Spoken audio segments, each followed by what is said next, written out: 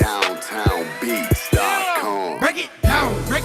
True, I'ma break it down. Regardless of how it sounds, folks, I came to break it down. Break it down. True, I'ma break it down. I'm expecting folks to frown, but still I gotta break it down. True, I'ma break it down. Regardless of how it sounds, folks, I came to break it down. Break it down. True, I'ma break it down. I'm expecting folks to frown, but still I gotta break it down. They know when they see me, the most high's with me, so they will not ever dare to go against me. No, I don't have Range Rovers, Beamers, or Bentleys, but trust me, in heaven, homie, I have plenty. Break it down.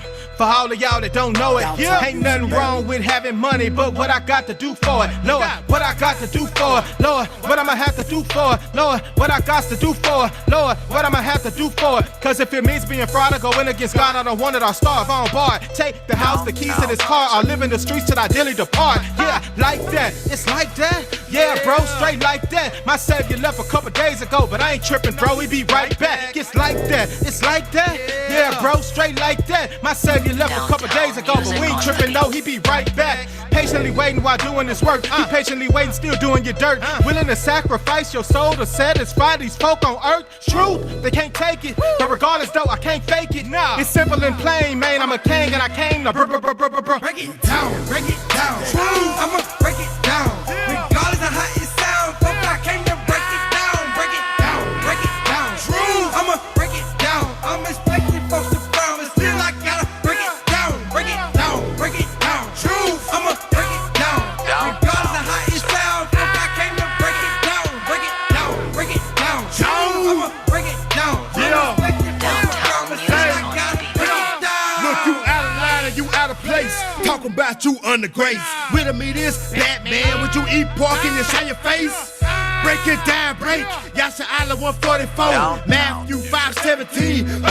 No audible. See the mishap, it was kidnapped. Took a God, switched that. Took the Bible, flipped that. Took the law, dismissed that. Deuteronomy 6:24 say the law is all righteousness. You don't know that we is real, then how you know who fighting us? Say they Jew is, but they devil is. You childish if you denying this. Not this without trying this. Wolf ticket, I ain't buying this. How you gonna be lawless? Hit the club on the Sabbath as if he ain't resurrected from the dead like Lazarus. If you rather depend on your master, the master. And the average response to the Latin Americans and the African Americans, it don't matter. It don't matter, the aim don't matter, we count, don't matter the pain, don't matter the struggle, don't matter the hustle, don't matter the snow, don't matter the rain. When you say it don't matter, it just make me matter, and I'ma just have to break it down. True, I'ma break it down. Regardless of how it sounds, folks, I came to break it down. Break it down. True, I'ma break it down. I'm expecting folks to frown, but still I gotta break it down. True, I'ma break it down. Regardless of how it sounds, folks, I came to break it down. Break it down. True, I'ma break it down. I'm expecting folks to frown, but still I gotta break it down. Yeah, Isaiah 28:10 say precept among precept. Psalm 119:104, that's how I get my understanding. Yep, found out I was an Israelite and sisters came with them slave ships. That's Deuteronomy 28:68. Had to change my step. They came up with crafty camps to make Israel go to the left. That's Psalms 83:4, brother. Want Israel to be no more, bruh. Satan came up with a little plan to use a picture of Caesar Borgia as a picture of our Lord and Savior. I'm like, hold up. I'm like, whoa there. I'm like, no sir. I'm like, you can miss me with all of them lies, bruh. You can miss me with all of that short and that pork. Leviticus say, bruh. And it's 5:21 say, I hate and despise them feast days. Valentine's Day, Independence Day, St. Patrick's Day. I'm like, no way. On Thanksgiving, they kill a lot of Indians, had a big feast, call it a peace day. On Halloween, sacrifice kids. On Christmas, celebrate Satan and Nimrod. I'm like, my God, I ain't trying to run in your parade, bruh. 1 Thessalonians 5:21 said you gotta prove all things, bruh. Break it down. True, I'ma break it down. Regardless of how it sounds, folks, I came to break it down. Break it down. True, I'ma break it down. I'm expecting folks to frown, but still I gotta break it down. True, I'ma break it down. Regardless of how it sounds, folks, I came to break it down. Break it down. True, I'ma break it down. I'm expecting folks to frown, but still I gotta break it down.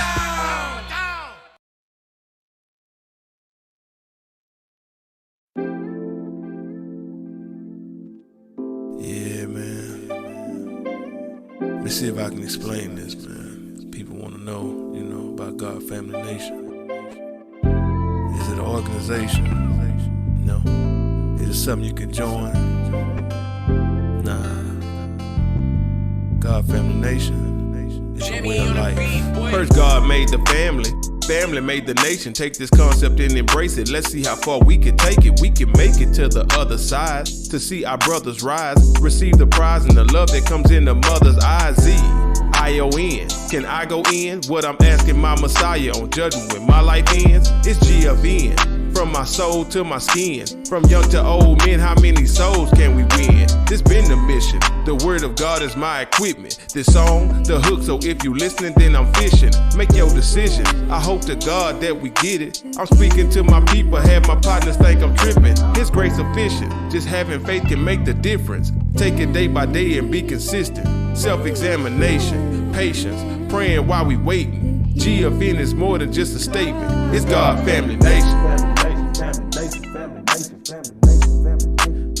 Yeah, it's God Family Nation. Yeah, it's God Family Nation. Yeah, it's God Family Nation.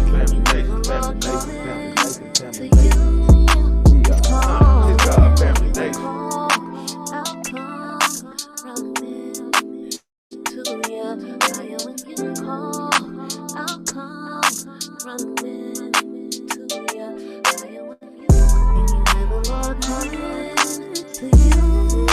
He's calling. Can you hear the Lord calling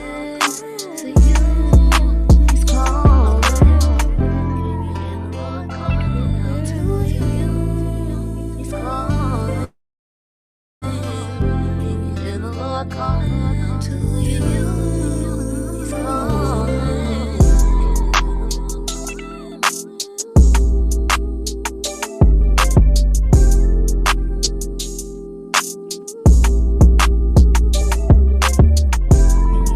Lord calling to you? He's calling. Can you hear the Lord calling to you? He's calling.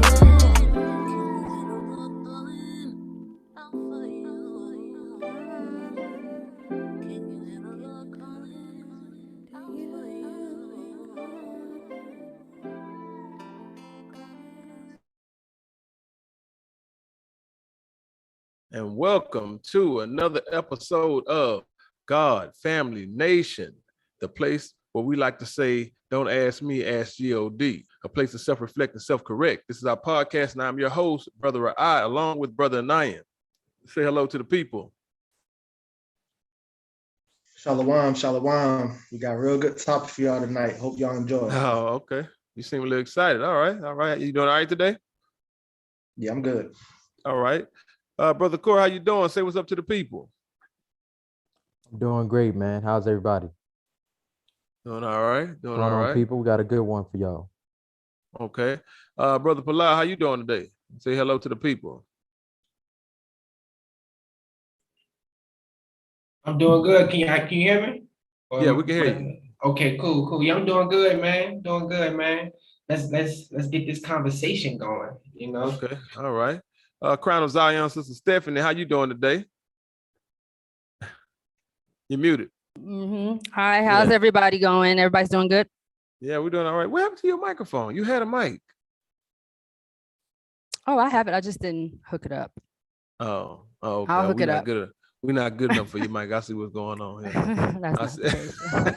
I'll get it. I'll hook it up. Yeah, I gotta give you a hard time. And, I'll hook it up. Don't worry. That's all good. We can hear you good. I'm just giving you a hard time. And we have a special guest with us today that's going to join the podcast. I think it's going to be insightful. Going to share some interesting insight. Sister Helen, how are you doing today? Hey. All right. Just say hello to the listeners. Yes. Okay. Okay, I'm delighted to be here.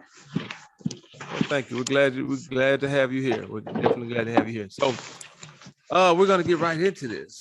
So as you can see by the title, We've addressed this. We've had a couple of podcasts in the past about second wives. Is it lawful? Is it something somebody would consider? We had different perspectives and opinions on that.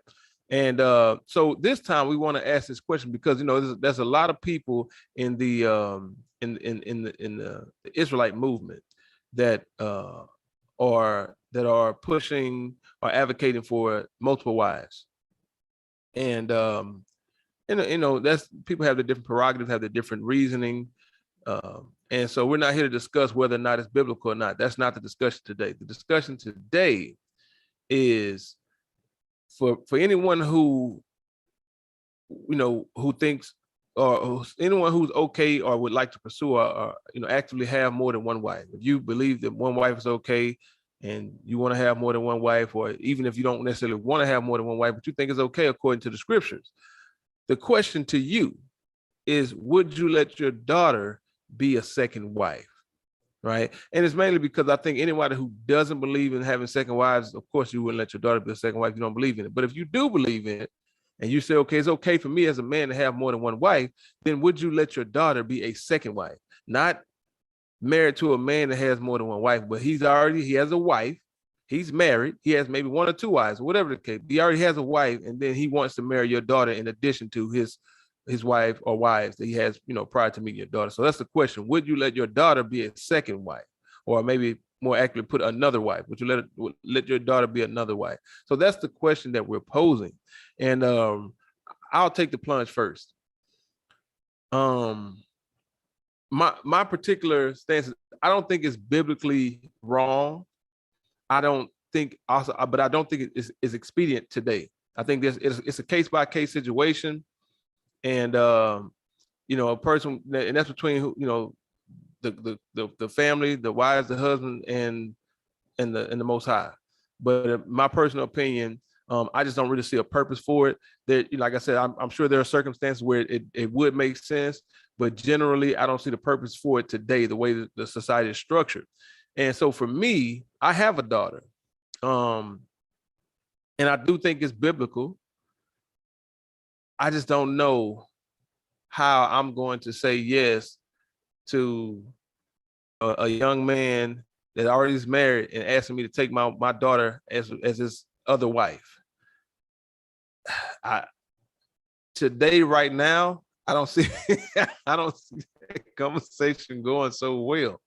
I don't think it's wrong according to scripture, but I'm just not there yet to give my daughter to a man that already has a wife. I'm just not there yet. I don't know. I just can't see it. My daughter comes to me and she's okay with it. Apparently, I mean, for her even get that far, I would assume that she's okay with it. And so now you need my blessing with this. I don't know, man. Today, I'm just not there right now. Like I said, I can understand it, but I'm not feeling it. If that makes sense, right? I'm not saying it's wrong, but I'm not feeling it, me personally. So I'll pass it with that. That's where I'm at with it right now. Maybe by the end of this conversation, I might see things differently, and I can see it, but I'm just not ready to and you know what I'm saying, to let my daughter go down there. I've never seen it personally, never experienced it personally, so it's too unfamiliar for me. But where you at with the brother Nine? You got a daughter. Let's go. You got a daughter, a beautiful daughter too. Yeah. So yeah, where you gonna let her? I would have to say no. Oh. Me also, I believe that according to the scriptures, it is okay for, a man to have multiple wives. However, my daughter is a bit too precious in my eyes for me to allow her to be a second wife. Now, if God forbid she go off and do her own thing outside of my will, that's different. Or if she happened to marry a husband and then later on down the line, he takes the second wife, that's different. That's out of my control. But she will not be passed me to another man. I'm not going to give her as a possession to another man who already has a second wife. She's a bit too precious for me, like I said. Also, that's pretty much it. I don't want to go too much into it right now. So no. See, and I think that's interesting. Because I had no idea where you were with it, but just you know what I'm saying, as a father, now looking at my daughter, I'm like, nah. Because you know, as a father, you want the best for your child. And not to say that a man couldn't provide, you know, the best for my daughter, even if he had another wife. You know what I'm saying? That doesn't mean that, but it's just from a mental standpoint, you like, you know what, I want her to have what I had. I want her to have somebody that's solely dedicated to her or something like that. I don't know. It's just emotionally, you know what I'm saying? I'm just, I feel like I'll be cheating her or something. I don't know. You know what I'm saying? And it might be a good situation. I'm just not ready for that yet. Me personally, you know what I'm saying? Because the first time she called me and it's an issue, I'm ready to dive on everybody. But I can't. It ain't my business. You married now. I'm out of there. Like I can't get your business like that. But you know what I'm saying? Like, you know, as a father, I don't know. It's just that's a tough one for me, man. Brother Corey, what Paladin hear from? He running from the conversation I read. Brother Corey, where you at with it? Oh man, this is a tough one. Now, I don't have any children, but I do come from a family where I do have 3 nieces, right? And you know, any child in my family is, you know, it's like it's my brother's children, my sister's children, but of course, it's like they're my children, if you will. And I also come from a family where I saw a lot of single mothers raise boys. So that kind of adds to my perspective or things of that nature. But for me, at this particular point, not having a daughter, maybe if I had a daughter, my perspective would change. I would say yes, but it has to be an ideal situation. And the reason I say that is because, and I'm not going to go deep into it, but just to give a little insight, coming from a community where I've seen single mothers raise children and the ramification and the impacts that come from a boy not having his father there and things of that nature. And then looking at the state of the community and how many men within that community were actually decent men, I would actually say yes. You know, I know back in the day, around the time I was growing up, the options for men were very limited for my aunts and things of that nature and people in my family. So if it's a situation that's ideal and it makes sense, and this is a God-fearing man, I don't see an issue with it. You know, that would be my short answer. Okay. All right. How does my mic sound? I'm trying to readjust my mic so it's not blocking my face. How's the sound quality? You sound good. Okay, cool. All right. So you saying ultimately you would say yes. You would be very picky about the selection. Definitely very picky. Yeah. Very picky. But you ultimately, if the stars align right, and everything checked out, if you checked all the boxes on your list, you would say yes. You could. Yeah. But mind you, and I understand that's your nieces and you have a family tied to them, but it's not your daughter. So agree. You know, because it's, you know what I'm saying? Like once you have that child, man, that's your baby, bro. Like it's like, I understand. Like I understand. Totally. Like when the scriptures talk about the daughter of Babylon, the daughter of Zion, and you looked it up, that daughter means something precious, a precious possession of. So you know what I'm saying? What's precious to Zion is the people. That's the daughter of Zion, the people, right? And so, you know, your daughter's something precious, man. That's my baby girl. And it's like, you know what I'm saying? So you want the best. You want the best. So it would have to be a situation where it would be the best. And it's just hard for me to right now, it just my experience in life to perceive where that's a best situation. It could be a good situation, but I just don't know if that would be the best situation once again. But anyway, let's go over to Brother Palau. All right, so it's interesting. We have 2 brothers that have daughters, 2 brothers that don't have daughters. And so let's see, Brother Palau, what's your stance on that? What's your opinion, or you know, how do you feel about that? It's very interesting. Can you hear me? You can hear me? Yeah, we can hear you. You got a mic behind you, don't have it hooked up. That's a studio mic too. That's a good mic. Yeah. But I actually agree with Anaya. You know what I'm saying? And I agree with what you said too, Ron. I wouldn't my daughter, none of my daughters, you know what I'm saying, how many daughters I have, you know what I'm saying, most high willing, whatever, I wouldn't do it, you know what I'm I saying. didn't know you was on child support. Don't say when I have daughters. When I had you.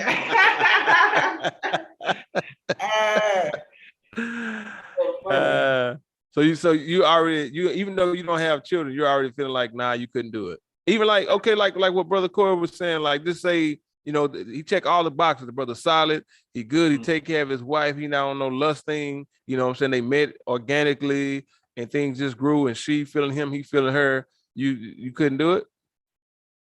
Nah. It's enough people out here where my daughter can marry another man. You know what I'm saying? Hey, I don't know about that. I don't know. It's the ratio. Well, you right though. It ain't no good ratio. You know what I'm saying? Nah, you right though. Good ratio. Well, it depends, man. You know, it's hard for me to actually give a real solid answer. You know what I'm saying? To be honest with you, but at the same time, it depends. You know what I'm saying? Well, let me ask you this.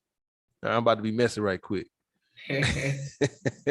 with that being said, if the opportunity would present, would you take a second wife? If you got married in the situation, would you take a second wife?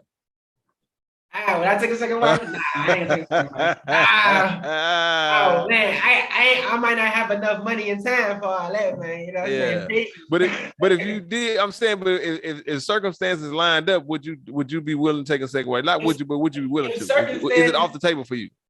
If circumstances lined up, and you know, if we wasn't, you know what I'm saying, we wasn't doing the work like we doing out in the forefront like that, you know what I'm saying? But you know, when it comes to a deacon and a bishop, you know what I'm saying, whatever, or just a minister, right?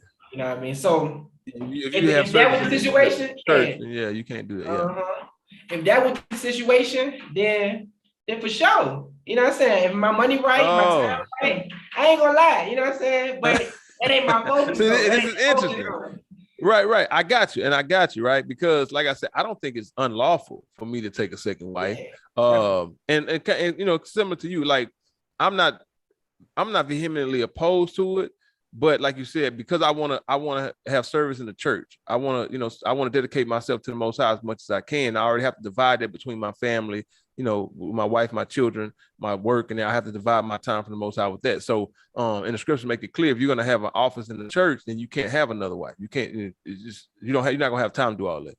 So, but outside of that, I think hypothetically, I would be open to taking a second wife, hypothetically, right? But at the same time, you know, and I don't know if that's hypocritical or not, but I'm just like, I don't know if I can give my daughter to be a second wife. You know what I'm saying? So I don't know, man. That's a crazy dynamic. Let's slide over to the sisters. Sister Stephanie, same thing. You got a daughter, right? She brings home this very suitable young man. He checks all the boxes, and then boom, you find out, you know, he already has a family. With the Janet Jackson hat on. No. Under no circumstances. I mean, he's a great guy. Not a single circumstance. He's a great guy. Not a single. She'll become a nun first. Huh? Well, you can't make her be a nun. That's her choice. If she want to be a nun. You can't make her be a nun. No, I can't make. Of course, I can't make her be a nun. But no. You wouldn't give your blessing. Why? I mean, not even consideration. Like, no, I considered. I mean, I think I ain't considered. You didn't know. I ain't finished the question. Well, I'm saying no because I have considered. I have thought about it, and I'm not going to want something for my daughter that I don't want for myself. Okay. I want my daughter to be in the best possible position that she possibly can be in, so that she can thrive spiritually and have a successful marriage. One thing I do find interesting, you know, when it comes to the daughters is that, you know, men, the spirit changes. The same way that you love your daughter is the same way your wife wants you to love her. True enough, and I get that. Yeah. So when just for the men who have daughters, it's wise if you're careful how you treat your wives, because the way that you treat your wife is the way that another man is going to treat your daughter. And then I'll Well, leave it at that. I mean, for me, I mean, that's cool. I honestly, the way my little girl is right now, if any man treat my daughter the way I treat my wife, he gonna get rant over. That's right, R-A-N-T, R-A-N-T, rant. He gonna get rant over because my little girl off the chain. she was two. She was two That a few is months ago. facts. That is facts. Hey, you know, right? You know what I'm saying? Like Facts. she was 2 a few months ago, and in October she made 23. So You mean 33? Hey man, listen. Oh man, listen. No, somebody has to be stern and firm. Like they, you know what I'm saying? She got to get somebody that's like my bad side to deal with her, because man. Well, stern and firm doesn't mean abusive. You know, you can. No, I ain't said you abuse. can, you know. I don't want no man to abuse my daughter. I'm just saying. Yeah, no. I'm just making that distinction. Yeah, because my wife is, you know my wife. My wife is real meek, but my daughter, I call my parents, say, who is this child? Where she come from? Because she don't act like me, none of my other children. I don't know. I had to do some digging. I had to check my DNA. What's going on here? So I don't know if you know what I'm saying, if my daughter got a husband like me, that how I treat my wife, not how I treat my daughter. Because my daughter, I gotta all but hit her with a bat. But and I'm exaggerating. All right, I know because some people be like, oh, he abusing this baby. And I'm not abusing the baby. I'm being a bit facetious and exaggerating the situation. But I got to deal with this little girl. This little girl is something else. So I just don't know, when you said that how you treat your wife is how another man gonna treat your daughter. Well, I got to find somebody that ain't like me then, because otherwise my daughter gonna be all over. She's gonna be off the chain. She's gonna be running her house. The house gonna be all out of order. And hopefully the Most High will not do a proper job raising her and rear her out of that. But as of today to now, let's slide over to Sister Helen. Sister Helen, you there? Yes, I'm here. All right. So Sister Helen, now keep in mind the viewers can't see you because your video's off, but just so make sure you speak clear so they can understand everything. But same question to you. You have a daughter. I don't know if you have children or not. Do you have children? No, I don't. Okay, you don't have children, but hypothetically, you got a little girl. Not yet, though. Sorry, okay, I'm in the car, though. Okay, no problem. We can see. Okay, cool. So, okay. But the question remains the same. If you had a daughter, would you give blessing for her to be a man's other wife? He comes. He's a good guy. He checks all the boxes. He has a family. He has a wife, family. He's taking care of them. He's able to provide for her. And then he wants to marry her. She's feeling him. Would you give blessing on that? Would you say okay? I mean, of course, your husband has the ultimate say so, but she comes to you. She won't know what mommy think. What mommy's okay with it? Would you say yay or nay? I think I would. You think you I would? Yes, I think I would. I would actually do that because I am raised in a polygamous family, and actually, it's not at all bad. It's perfect. It has been great having a bigger family. So okay, I no, would back up. actually... I don't know. Hold on. Because I wipe my head. The air conditioning going. The computer glitch. You said what? What kind of family you was? What? A polygamous family. You were raised in a polygamous family? Yes, I'm still there. I was not just raised, I'm still there. Okay, all right.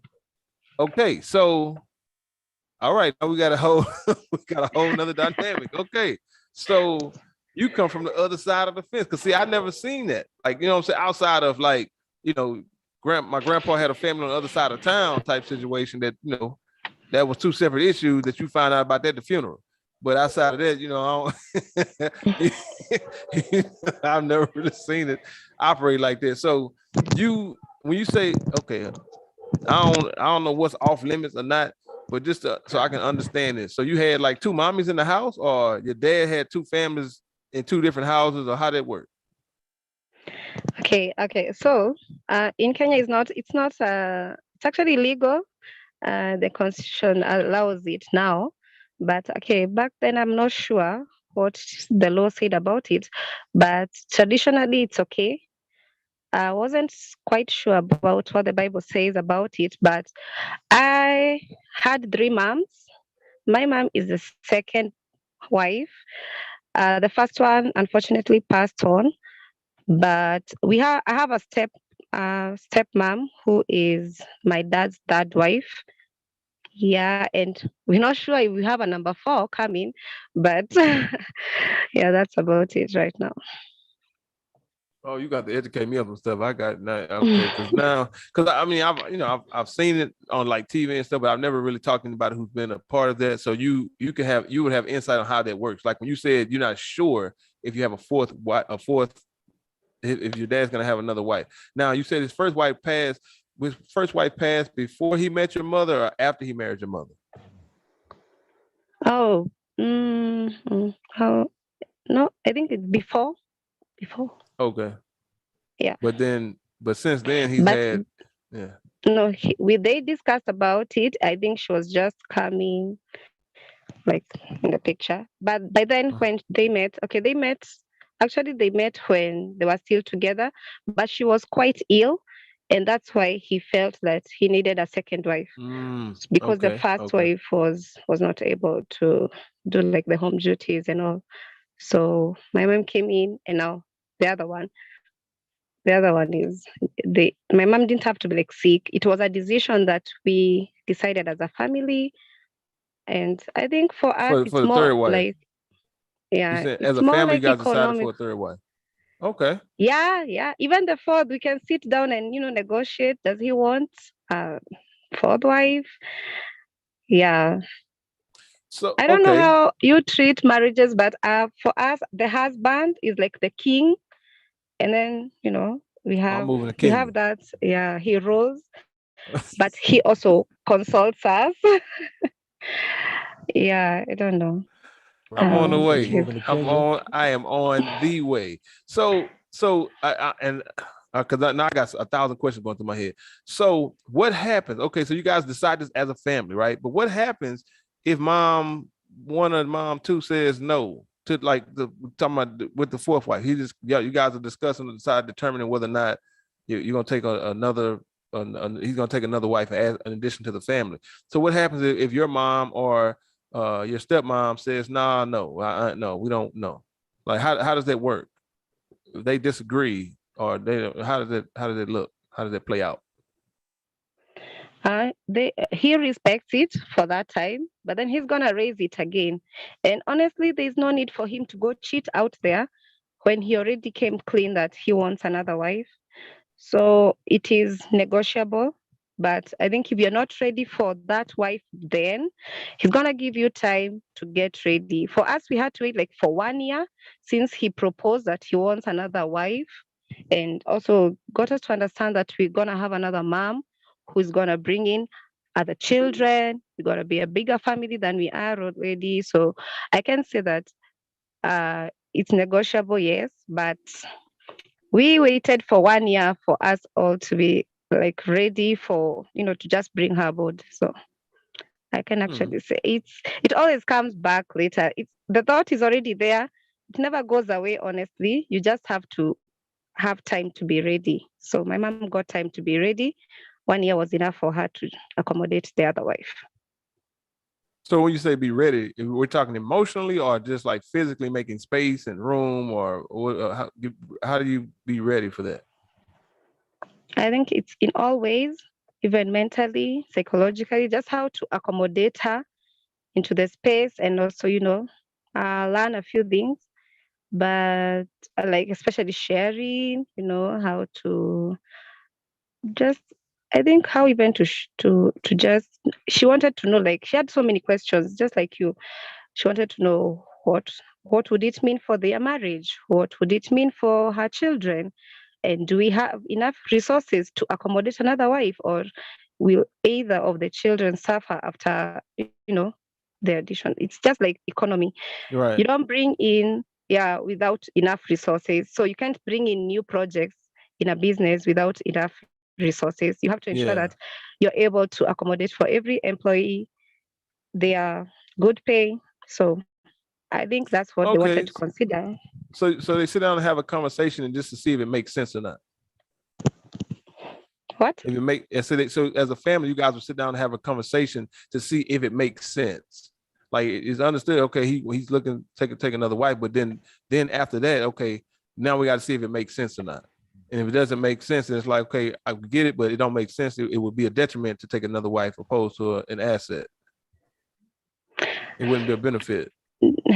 No, not actually. We don't have much say in it. Like it's not like we have to say whether it makes sense or not. It's more like he is telling us, like the president would address a nation and say he wants a curfew, and then it's for you to ask question from what time to what time. It's not for you to object that no, we cannot take a curfew from you. That's how I told you he is a king. He is a king, and that's his space. I want to be a king. Yeah, you gotta respect that command, and he's not harsh. It's not harsh because if we are not ready, he gave us time when we were not ready to. Okay, I understand that. Okay, wow, all right. So based on your experience and growing up in that environment, you don't see a problem with it. Or you say it's fine, it can work, no problem. You don't really have a lot of objection to it. I have no issue with that. Okay. All right. Interesting enough. All right. So now we'll open the floor up. We'll open the floor. Man, I don't know where to go next. I don't even know where to go from here. So, because I honestly, Palau, I was not expecting you to say that you to say no. So let's go here then. So, because I'm my brain all over the place. So, in light of this information, does this change anything for anybody? Like hearing how Sister Helen explained, how she grew up. So, would this make it easier for you and I, and for you, Palau, to say yes, and then for you, Corey, and Sister Stewart, and for Sister Stephanie, would it make it easier for you to say yes, and then for you, Corey? Hearing this, does this change your position or your perspective in it? Is it different things you would consider before saying yes or no? So I'll go to Brother Nayan first. For me personally, it don't change my stance or my position about the matter at hand. I would say, like I'm not somebody who's gonna act like, because this is the thing. From my understanding, it is lawful according to the Bible. It is okay. Mm-hmm. If I knew somebody that was doing that, I wouldn't have a problem with that brother or with that sister. So I'm not gonna act like it's, in every situation in life, you got pros and you got cons, no matter what it is. Even being married to one woman or being married to one man, you got pros and you got cons. So I'm not gonna sit here and act like, although I'm saying I would not allow my daughter to be a second wife, I'm not gonna act like it's all kinds and no pros to that type of situation. So it don't really change my point of view at all. I do have a question for her though after some of the other brothers and Sister Stephanie go. All right, good. All right, Brother Palau. So you said no, right? Your future daughter, you saying no. So after hearing Sister Helen explain it, how she experienced it, does that change your perspective at all? I mean, she explained it so eloquent, like she advertised so good, you know what I mean? But nah, I mean, it don't really, you know what I'm saying? Man, it's interesting, man. I don't have children, so it's like, it's interesting, but at the same time, if things are brought to me in a certain way, you know what I'm saying, I might be open to that, you know what I'm saying? But at the same time, it's interesting, you know what I'm saying? It's interesting. But is it interesting enough for you to let your daughter become? Hey, I'm a king. So I ain't gonna let my daughter be. I'm a king. So in my house, my daughter might I might just want her to marry I might just want her to be in just one monogamous, you know what I'm saying, one regular, you know what I'm saying, marriage, you know what I mean? Okay. But all right, so go ahead. But it's interesting, man. I just gotta say it's interesting, bro. You know what I mean? I don't know, man. I can't give a firm answer until I really be put in that situation. You know what I'm saying? That's like, because it ain't all bad. It's not bad. No. For real, to be honest with you, some people say it's not even bad at all if you're doing it the correct way. You know what I mean? So All right, brother Corey. You said yes. Ultimately, you said yes. If the stars align right, all the check marks was there. You said yes. So, question is, in this situation, in light of what Sister Helen just brought out, would that change? Would that change anything for you? Uh, I would say it wouldn't change anything. It does give more insight on how a person should be when they present that. I do think it takes time for a person to get ready mentally, emotionally, and all of those things. So that's an aspect that definitely needs to be considered. Uh, Something that resonated with me that she said that took place in my family. My grandfather, he had, I believe, 8 children, and my mom's mother, she died of, I think she had a blood clot or something like that, and she died when my mom was 9. So my grandfather was left to raise all of his children by himself. And when you're raising girls and boys as a man by yourself, it kind of puts a strain on you as a man, and it has a long-term effect that will trickle down to your grandchildren. So, I think if he was in a situation like that where he had another wife there or something like that, it probably would have benefited him. It would have benefited all of his children, if you will. Now, as a young man now, knowing the scriptures and things of that nature, and looking at my family as a whole and seeing the third and fourth generation of children, I can see how one person not being in a home can affect the next few generations. You know what I'm saying? So from my perspective, it kind of give an extra dynamics for me to understand how it could be necessary, you know what I'm saying, in the case of a situation. But for me, it doesn't change anything, if you will. It just, you know, adds more detail on how it should be done, if it's to be done, if that makes sense. Okay. So it didn't change anything for you. Man, anybody looking at the chat? The chat is lighting up. Yeah, I'm Uh, looking, man. It's Hey, fireworks. I Yeah, got something to I'm say. looking for, I'm looking for a question. I'm looking for yeah. somebody to ask a question, but ain't nobody Certain asking. questions. Yeah. So They y'all, just those of jumping. you, those of you watching live right now, if you got questions, post them in the chat. We're gonna try to get your questions and I'll try to respond to your question. All right. So, Sister Stephanie, hearing Sister Helen's experience and how she explained it from how she grew up, does that change anything for you? Absolutely not. Nothing. And No, but I do like the respect aspect that she highlighted, where the husband had respect for the wives that were already in the situation, and the level of respect that the women had for the husband. I do like that aspect in their culture. But as far as, would I give my daughter my blessing to enter in such an agreement? The answer is no, emphatically no. emphatically no. All right. So I'm listening, right? And I'm thinking, I'm trying to process it in my mind. And I'm thinking, and I want to know if y'all agree or disagree with this. I'm thinking the issue, I think, comes down to a cultural thing, right? Culturally, we grew up in a different culture where, marriage was presented to us as a monogamous thing. One man, one woman. That's it. Anything outside of that is cheating, is no good. But if I understand correctly, in Sister Helen's culture, a man having more than one wife is normal. So, and it's part of the government. There's laws concerning it. It's done a certain kind of way, and everything is done in a respectful way, and it works out. It's normal. So, do you guys think that the way you feel about it, and I'll say for me, I think definitely the way I feel about it is cultural, because like I said, for me, I never experienced it. I've never really seen it outside of television. So I just can't, like, what she said kind of just blew my mind, because I just couldn't fathom how they would work. Because for me, when I think about, if I was to have a second wife, I think about, it's 2 women I got to provide for. It's 2 women I got to try to, be a confidant, a leader. I got to divide myself 2 ways. And then if I start having children with both women, now I got 2 families I got to take care of. And so it's just, to me, it seems like it could be almost a burden for one man to try to deal with, 2, 3, 4 wives.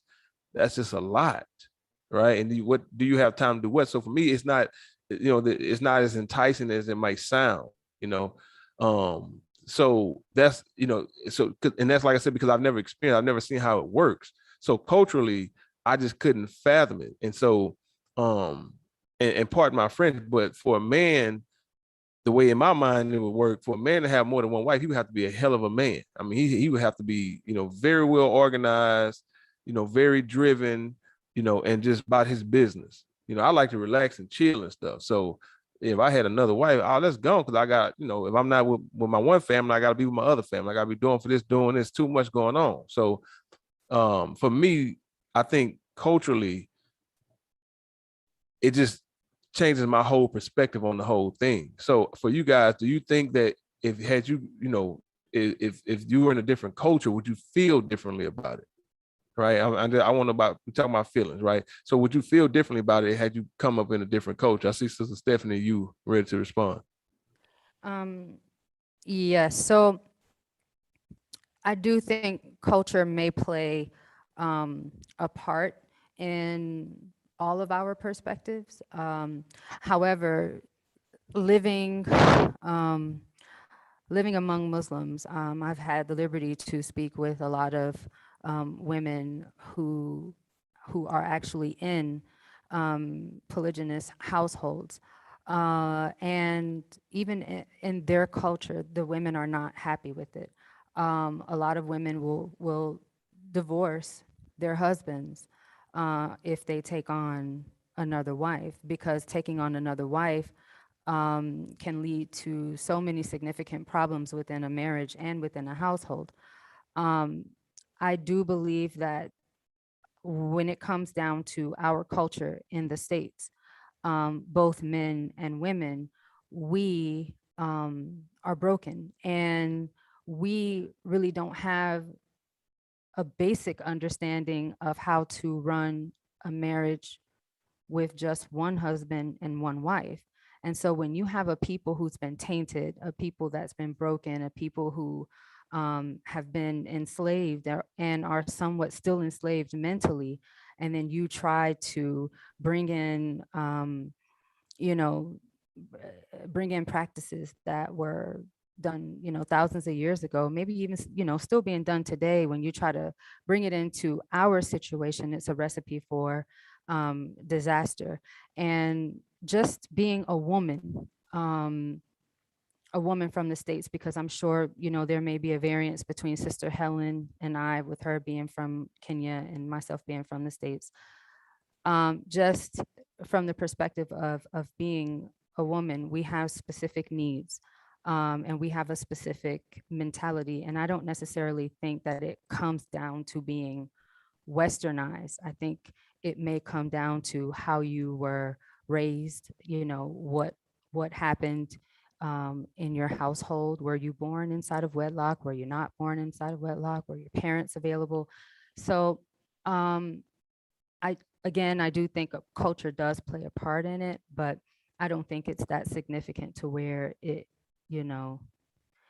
it's the crux of our perspective. Okay, fair enough. So I do want to ask you one question on what you said, though. And speaking with the women that you said, that the multiple wives situation, and it caused a problem. Did you talk to any women or meet any women that was okay, like their marriage, it didn't affect their marriage in a negative way, their husband having another wife, or every single one you talked to? I think I've been exposed to one on Brother Anayan's wife's podcast. Now, she didn't get too deep into her, her personal life, as far as like whether or not her marriage was successful, but she was 100% okay with it. And she has been the only sister that I've found that was actually okay with being in a polygynous situation. And now Sister Helen, but I think Sister Helen just spoke about whether or not she would allow her daughters. Did I leave out? believe he fell off. Believe Most he's, likely he fell oh, off. he's Oh, back. there. Okay, there I go. Can you hear? Yeah. Yeah, I dropped my internet drop. Yeah, Okay. I thought y'all all froze, but it wasn't you, it was me. Okay. Did you? What was the last thing you heard me say? No, as soon as you started, mine cut out. Oh, okay. I was saying that there was a young sister on Brother Anayan's wife's podcast, and she was the only sister that I've been exposed to that was okay with being in a polygynous marriage. And now Sister Helen. But what I was saying about Sister Helen was that I don't know if she is okay with being in a polygynous situation. I know that she just simply gave her opinion on whether or not she would allow her daughter to be in that kind of situation. Okay, but I was asking specifically about the women where you live that you met in the none area of where you live. None of them. None of Interesting. them. That's very None of interesting. them. And some of these women, they have been of a mixed class, because you have some of the nannies who, work, in our setting. They come into town from the farms to work because there's more resources here. And a lot of them are a part of larger families. And it's toxic from their perspective. It's toxic, and it just breeds a harmful and volatile environment. I haven't met one woman that I've spoken to that's been in a polygynous relationship that has had some success or happiness. And are you checking out the podcast? You got to check this out. Oh, we moving to Kenya. Over there, I'm a king. Yeah, I'm a king over there. They ain't hear what you said. I know you're trying to say something already. They ain't hear it. Sorry about that. So okay, so same question for Brother Anaya and Brother Palau. I think I asked you, you responded already, right, Corey? As far as the cultural thing, do you think that, okay, so same question is posed, right? So as far as, do you think that had you been in a different culture, brother? Well, let me go to Brother Anaya and Brother Palau first, because they said no, all right, along with me. So do you think had you been a part of a different culture, you would see it differently? Or do you think that's your baby, I just can't do it? Well, this is the thing. Me personally, even though I was raised in America, so I was raised up under American culture. Since I became a 100% Bible believer, I tried to adopt a culture that's in the Bible. You know what I'm saying? So for me, I don't think me being born and raised in America matters. Like, even though if I was born and raised in ancient Israel, I would still have these same feelings. Like, I wouldn't allow my daughter to enter into a relationship and become the second or the third wife. That's just my perspective. I mean, we can all say what we would and wouldn't do, but we what you really think is hypothetical, right? Yeah. Right. So let me ask you this though. Because the tone I got from you is, do you feel like that if she was to become the second or third wife, that would somehow make her a lesser wife than the first wife? Or that's kind of the tone I picked up from what you said. No, I don't think that that's the case at all. I do know that, like, in Kemet, that was the case. Like, you had the head wife, which was the wife that was in charge. But from my understanding, when I read the scriptures, I don't necessarily see that. I don't see it as it being like a main wife, meaning like the head of the wives. I see it as a man having a relationship separate with each wife. Not like, not like if a man take a second wife, that the first wife is going to have some type of charge or some type of authority over her. It's a man taking on a whole nother covenant, a whole nother relationship that's his wife separate from all his other wives. So yeah. I don't think that it makes the woman any less, whether she's the third wife or the second wife or anything like that. Okay. So yeah, I just want to know, y'all heard that, right? Palau, Corey, he told on himself. He been studying Kemet. You heard him. Yeah. Oh my goodness. You heard it, right? Can I ask a question? All right. So Yeah. Just to Anayan, you stated that you didn't see, you know, a ranking system in the scriptures Yeah. where, you know, brothers were marrying. Yeah. I agree with that, but what do you think in the situation with Abraham, Abraham. Sarah, and Hagar? Like Yeah. there was a ranking system there. Yeah. Also with Rachel and Rachel. Leah, Yeah. exactly. Because, you know, there is a distinction, but, you know, they had concubines, so Yeah. we still don't even know really what a concubine is. So I don't, it's not very clear in the scriptures as far as like a ranking system, but I do believe that it existed. Yeah.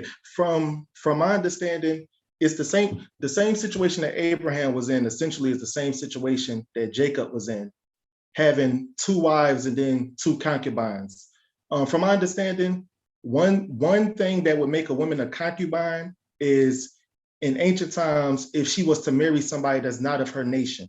So for an example, when we talk about Israelites and we talk about Abraham as well, Abraham's concubine was Hagar. And one reason why she was his concubine is because number one, she was given to him literally as a concubine. Her father gave her to Abraham as a concubine. And when you're a concubine, you don't have the same marital status as an actual real wife. So that's the reason why Sarah was able to put Hagar and her son out, because technically speaking, they didn't have the same status as Isaac and Sarah. So in that situation, it actually was a hierarchy, but it was because Hagar wasn't necessarily Abraham's wife. She was his concubine. What about Moses and the Ethiopian? Moses and the Ethiopian. Because she was referred to as a wife, not as a concubine. Well, this is the thing. You got to speak up a little bit, Sister Steph. Oh, okay. We heard you just now. But okay, sorry. Yeah, I don't know what's wrong with this thing. Sorry. Yeah. There you From go. my understanding, a concubine is an actual wife. Like okay, for example, when we had to talk last week, it's like the same as murder versus kill. Like murdering is killing, but that don't automatically make killing murder. So it's the same thing with a concubine. A concubine is a type of wife, but that don't make every wife automatically a concubine. See, that's some confusion. The Most High is the author of confusion. So I wanna slide over to Sister Helen because I know she's pressed for time. So I want to try to get her in on this right quick. So let me ask you. Let's kind of like the mirror of the question, right, Sister Helen? Do you think that had you been born and raised in America, that your perspective about a polygamous marriage or polygyny would be different?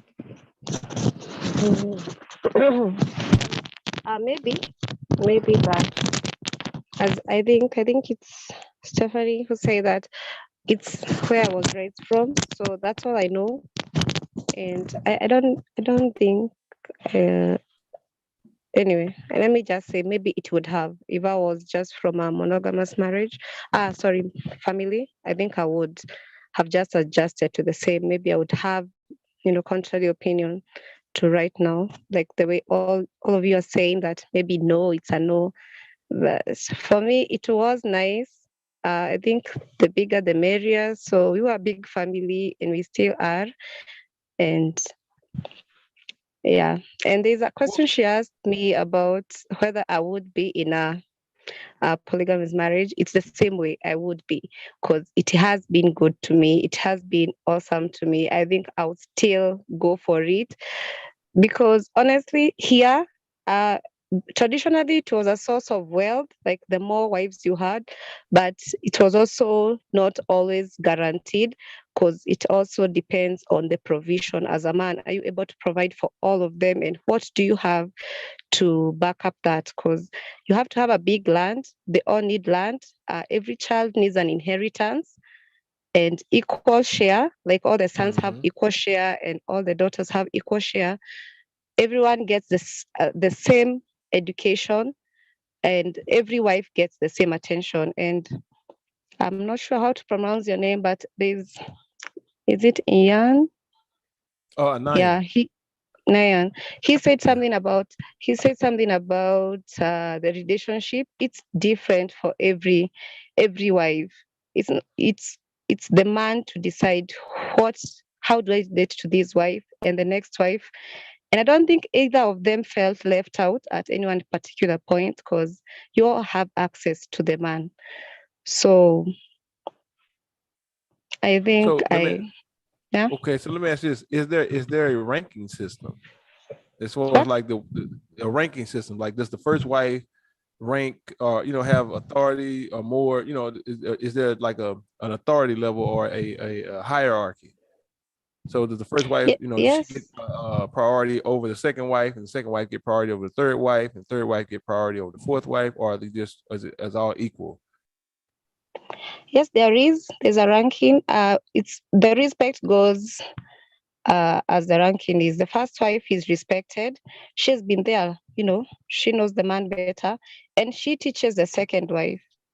Maybe let me give an example with my mom because I don't know, the first wife, and my mom was able to accommodate the third wife by teaching her like what's dad's favorite meals, what are some of the things that he likes to do, what are when she came, she was not so much aware of what he likes, who he is, what is his schedule, but she was only able to like accommodate her in terms of how he likes his meals done.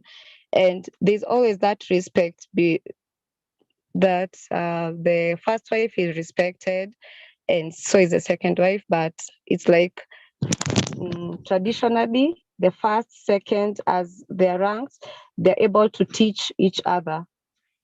Yeah, so maybe the last wife is the one who is given less duties because she's still enjoying her honeymoon, maybe she's enjoying her New Year's into that marriage, but the others get to be very responsible and also be responsible for her.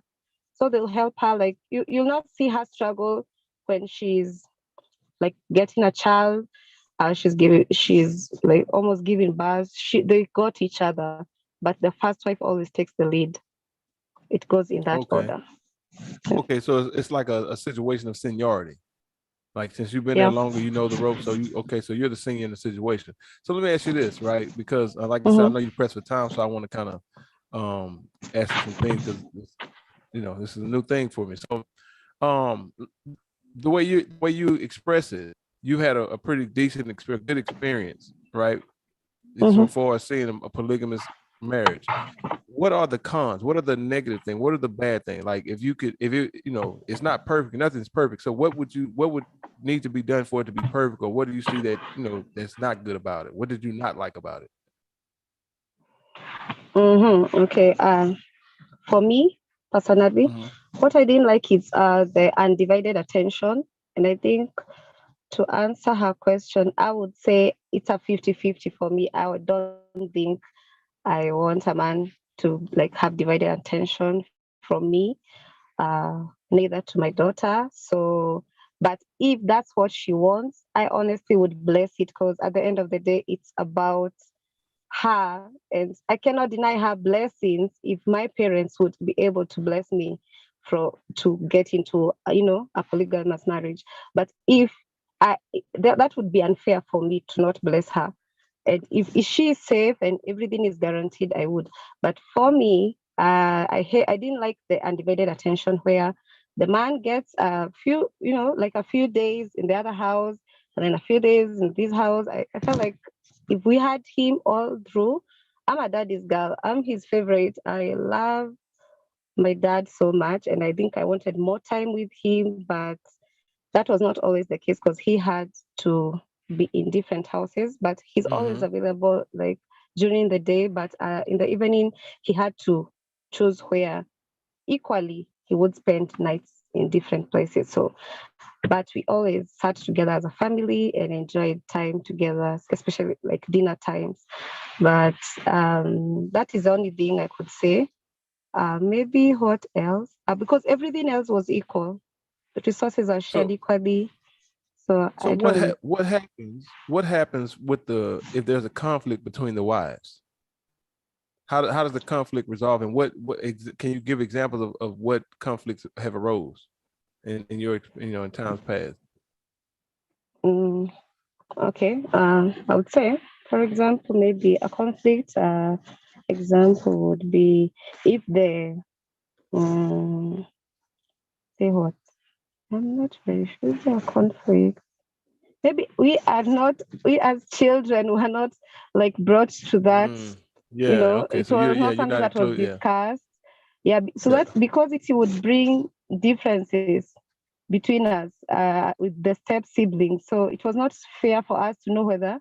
And I feel Okay. like in that space, they were able to solve it quite fast because they needed us to be in peace with all, So everything. and So so it's there was interesting because not so much conflict involved with the children. They all sit together. My dad and the wives, they discuss it separately. this is good because what I'm seeing is that in your culture it's all about the family. It's about the family. So if it's not good for the family to see the women divided or fighting amongst you. They kept that behind closed doors. They resolved it and didn't involve the children in that. So let me ask you this then. So here's another question that came in. Uh, from your perspective, from what you understand, what is the benefit from as a wife? So you said you would be willing to be another wife, right? You will be willing to marry a man that already has a wife or two wives. So what would be the benefit in it for you to marry a man that already has one or two wives? There's a lot of benefits. I don't know what you mean. Do you want like a specific one? Because it's about the relationship I have with that man. It's not about what he has with the other women. It's about me and him. So it would be the same, but he has to like have that balance. My dad was able to balance that. So there are so many benefits. Like we get to start a family together. We get to do life together. There is a lot. I Okay, think there is a I'm just lot to like I benefit. said, coming from a Western culture, I'm just like I'm just trying to put myself in those shoes. I meet a woman, we're vibing, we're talking, and everything, and we spend the time together, and then at some point, I'm like, yeah, I gotta go and spend time with my wife, but I want you to be my wife later on too. Like how how you slide that in there, like hey, and then like you meet a guy, y'all vibing, and then you find out he has a wife or he has two wives. Like that doesn't throw you off. That doesn't make you feel like, well, yeah, okay, you got stuff going on. Like it doesn't like that wouldn't be a shocker or something that would turn you off or turn you away. It Of course, just there would be. There's that point of, I can say it's not that it has been perfect. There's that point of jealousy where, but I think it calls for a lot of understanding. And if you should have been so mature. Like nobody forced you into the marriage, so you have to be mature about these aspects that you came in there knowing there's another person. You can't just come here and exercise selfishness and be self-centered with the man when it's not something forced. So if you decide to go into the marriage, it's because you have thought about it and you know that there's another person in that marriage already. So for me, I would say there is something my mom always says about when she is, she's not feeling like she's in a safe space.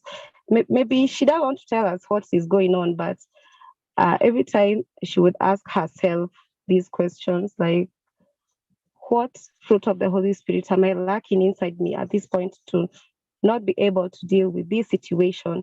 And then it goes back to, if they are all Christians, they all go to church, they all believe in the Bible, and there's a lot of fellowship that we do as a family together. And when you think about it, in Kenya, polygamy is about sharing. It's more like not everyone is privileged to have wealth and big acres of land. Most people are still renting, so very few people are able to afford land in this place. So if you have big land, you're able to share, and you build a house for every wife and their children. So mm-hmm. you're able to share the resources. So it's more like just extending the love and sharing the love, not just keeping it to yourself, because it benefits a lot of people to share that piece of land. Just like Solomon, I think the way he had many people. I tend to think when I'm reading about Solomon, he sorted the entire economy, having all those wives all together. Like I know there are people who could just be, homeless or something, or not even married still. So it's about sharing what you have, and not just one family having excess of So everything. Yeah. okay, so with that being said, right? I'm it's interesting because I now one question I'm gonna ask this question, but I want you to respond to it later. But I forgot the question. I was trying to get to the question. So anyway, I'll ask this question now. Hopefully, I remember the other one. But in the States, when you see a lot of these guys that's talking about second wives, a lot of these guys are broke. They're not in a position to provide for one wife, let alone 2 or 3 wives. But they use the wives as a source of income. They say, okay, listen, if I get 2 or 3 wives and they're all working, and we can all pool this money together, and we can have whatever we want to have, right? So do you see that in Kenya? Like, can a poor man have multiple wives? No, I've not seen that. Maybe you have another girlfriend. It's a girlfriend you don't even to, like pay the dowry for.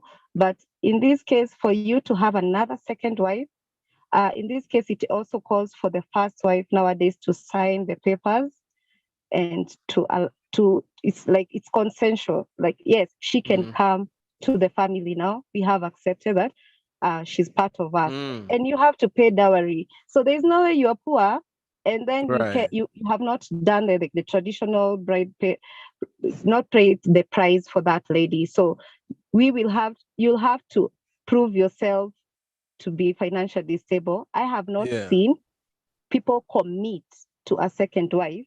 But of course, people cheat every day, but they have not committed to a second wife because they know it comes with a cost, and they're not ready to pay for that cost. So okay, that's what this is my brings other issues. Yeah.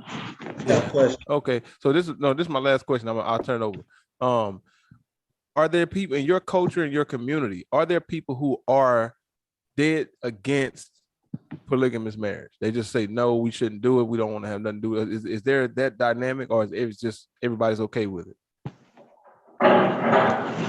Very few people maybe would be against it, but it's not that they're against it, like they don't support it. It's just that they can't have it. It's more like they can't have it, not that they don't support it, because they support people who are in the polygamous marriage, but they can't afford it, and they're okay with that. And it's okay not to have another wife. And yeah, it's okay. You want to do life with one person, that's also another choice, but it's okay to not do this. This is very interesting. So I didn't expect it to take this turn. All right, so I said, brother, nice. Somebody was about to say something. Okay, yeah. I got a comment. Oh, okay, go ahead, Bilal. I just want to say, just listening to what Sister Helen is saying, a lot of what she's saying, you know what I'm saying, is actually like it's biblical. A lot of what she's saying is like is actually biblical. You know what I'm saying? The way that it's done in a correct way, as I can put it, a correct, you know what I'm saying, righteous way. You know what I'm saying? If somebody want to deal with that, you know what I'm saying? All right. So Sister Stephanie, you had a question? Yeah, this question is for Sister Helen. I just want to know for the women in Kenya, when they agree to be married, whether it's first wife, second or third, are the women marrying for love, or are they marrying for security? it's both. They love each other. I think that's the first. Then, he had to have had a process where he was convincing this woman why they should be married to them. So I wouldn't go ask my dad, though, what did you say? Did you love this lady? But I think they do go through that process where they ask, they do all that, courting them, and then, yeah, it's not just for security, because they get to spend their lives together, and you see love in action in that marriage. It's not selfish out of resources.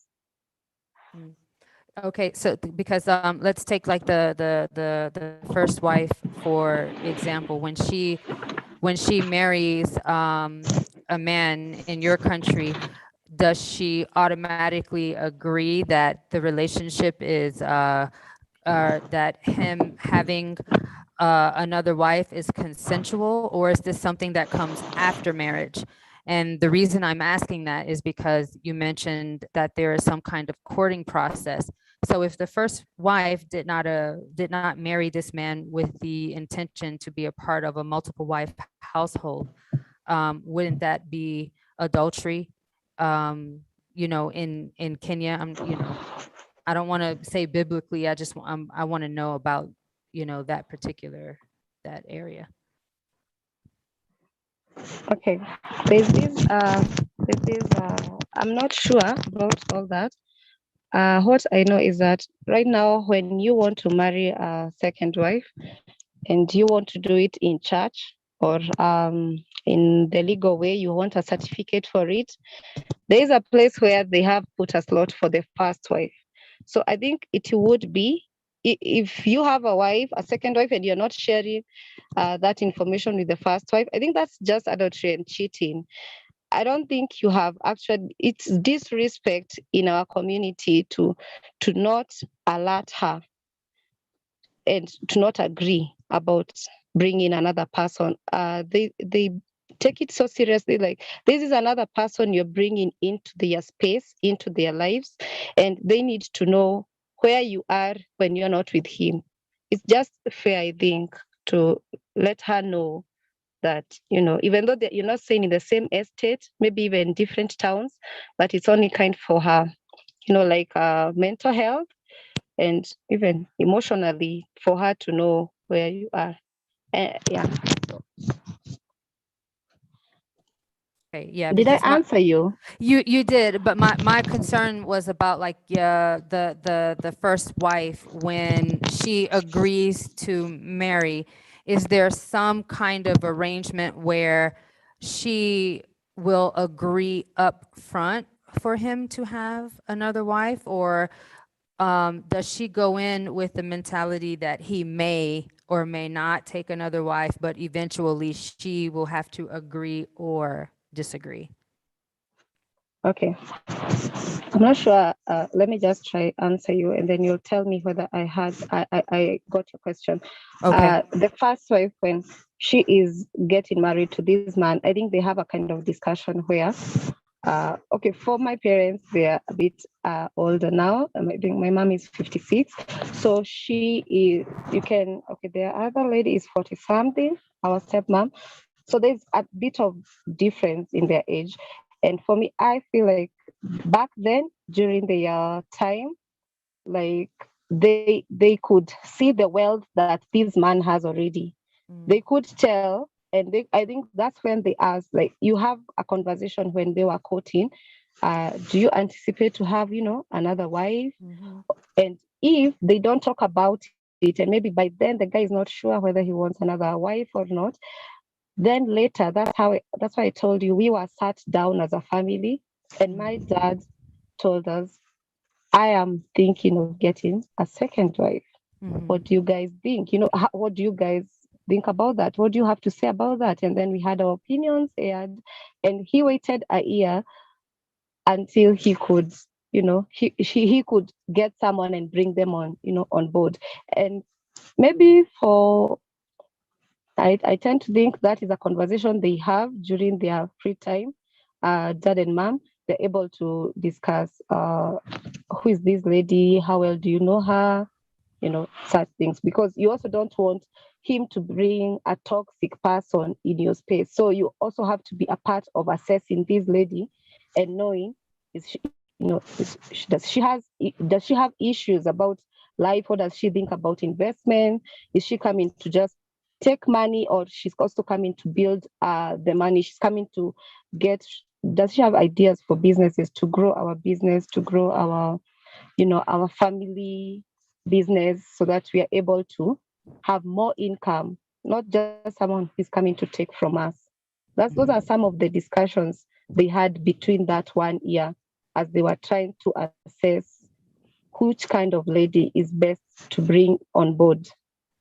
So Okay, yeah, you answered it. Okay, thank you so much. Thank you. So I'm about to throw Brother Nine an assist right quick. So because the topic is, would you let your daughter be a second wife, right? So my question, and I'm transitioning over to Brother Nine with this, but it's to Sister Helen, is your grandfather, your mom's father, right? What is his position in this? What is his position? Her father, how is her father involved in her becoming this man's wife, his second wife? Your grandfather, your mom's father. my grandfather. Yeah, like what Yeah. what say does he have in this? What role does he play in this whole thing? Because he let his daughter become, I assume he let his daughter become a second wife. So what part does the grandfather or the mother's father, the wife's father, play in this whole situation? So in our case, it's that he doesn't only now have one daughter. She has another daughter who is also the co-wife to my mom. It's a respectful space where they get to discuss. He gets to interview my dad. He got to interview my dad about what does this mean for my daughter. What are your values? Just like any other marriage, the only part is they have agreed with the other wife to bring her, but every other thing is treated just like the way your father, your wives, the way you talk to your father-in-law. There's that respect where you're answerable to him if anything went wrong about this. You have to give assurance and reassure every time. So that happens. And also when my stepmom came in, that also happened. We also have another grandfather, and we give him the same measure of respect because that's the co-wife's, my mom's co-wife father. So it's also her father now. So it's like we have two grandfathers, two grandmoms, and we have to treat them with the equal respect at all times. Just like we don't have to state their step grandfathers. No. We just say grandfather, and that's how we become a bigger family altogether. So you could have up to 5 grandfathers, and it's okay. Oh wow, okay, that's a lot. Brother Nine, you had a question? Yeah, shout out to Taz Lock. This is actually his question. All right, let me get it real quick. My bad. All right, so now we all know that Muslims deal with polygamous relationships, right? But my question for you is, number one, if you don't mind discussing, is your father a Christian? And the second part to that question, do you see Christian families in the East typically participating in polygamous, relationships? Yes, my dad is Christian. We're all Christians. Yeah. And I see other Christians also practice the same because we had a local church back at home. It's still there. And most people in that church are in polygamous marriage, and they serve all in church. All the wives serve there, the husbands serve there. You said most people in that church are in polygamous relationships? Yes. Okay. Yeah, because I think it's blending the religion and the culture together. I don't think you can separate the two unless it is us who now understand what is good, what is the Bible saying about tradition. Back for them, it's you understand the history of Africa. Like the missionaries came, brought these Christianity to us, but we already had tradition. We still had a culture. So if you tell people to separate culture and tradition, you will be confusing them. It's good that they accepted Christ and they accepted Christianity, but still had their culture thing going on. It's not that they're entirely into the culture, but they were also able to separate what Christ didn't like about the culture and what was acceptable in the Bible about culture. So they are not like all those ritual which doctors and all that. That one is off this topic. But right now, polygamy and it's all about sharing. If I tell you we had dinners where we shared the word of God, we had, times of worship as a family, Mhm. it is exactly that we glorified God together in the family. So Okay. That was real insightful. Thank you for answering that question. And I have another quick question, if you don't mind. Now, we all gave our perspectives, whether we would allow our daughters to be second wives or not, but none of us can speak from experience outside of you. But even you don't have experience with actually being in a polygamous relationship, right? So, your father, do you think that your father would recommend to be in a polygamous relationship to other men? Seeing as though he has the experience, whatever stress, one may go through having to deal with multiple wives, he's gone through it already. Do you think that he would recommend it? I don't know what you mean. He had stress. He didn't. He's a king. He has zero stress about, maybe just a few things to deal with. Maybe we have women drama, just a little bit of attention, but he had no stress. I see his life almost perfect. Like, just he has a lot of attention to himself, and he's able to, maybe as I told you, the Manage it. conflicts, we are not involved in the conflicts, but he would bless. He has Yeah. already put it out there that he would bless us if we went into a polygamous marriage. He would Okay. bless the marriage. He would bless us, and he would actually sit down the man to advise him, the experience, share the Yeah. experience with him, walk with him through it. Yeah. Every Okay. time you say your father's a king, it make me feel less of a person because I don't hear anybody say I'm a king. I gotta talk to my wife something. Anybody say he's like the way you said like you mean it. Like when you think about your daddy, you see your daddy as a king. And I think that's amazing. That's wonderful. And I think that's something we need to get back to as far as just how we view each other in general. I had a question. What was the question? Oh, so here, this is a question I've heard before, and I see somebody put a question alluding to something similar to this in the chat. I can't remember exactly what it was, but it's about basically if I'm married, right? In your culture, I'm married. How do I, as a married man, start to pursue another woman? Like how does a relationship with another woman even come about if I'm married? So I'm married to my wife. At what point do I start like courting and spending time with another woman? How does that even come about?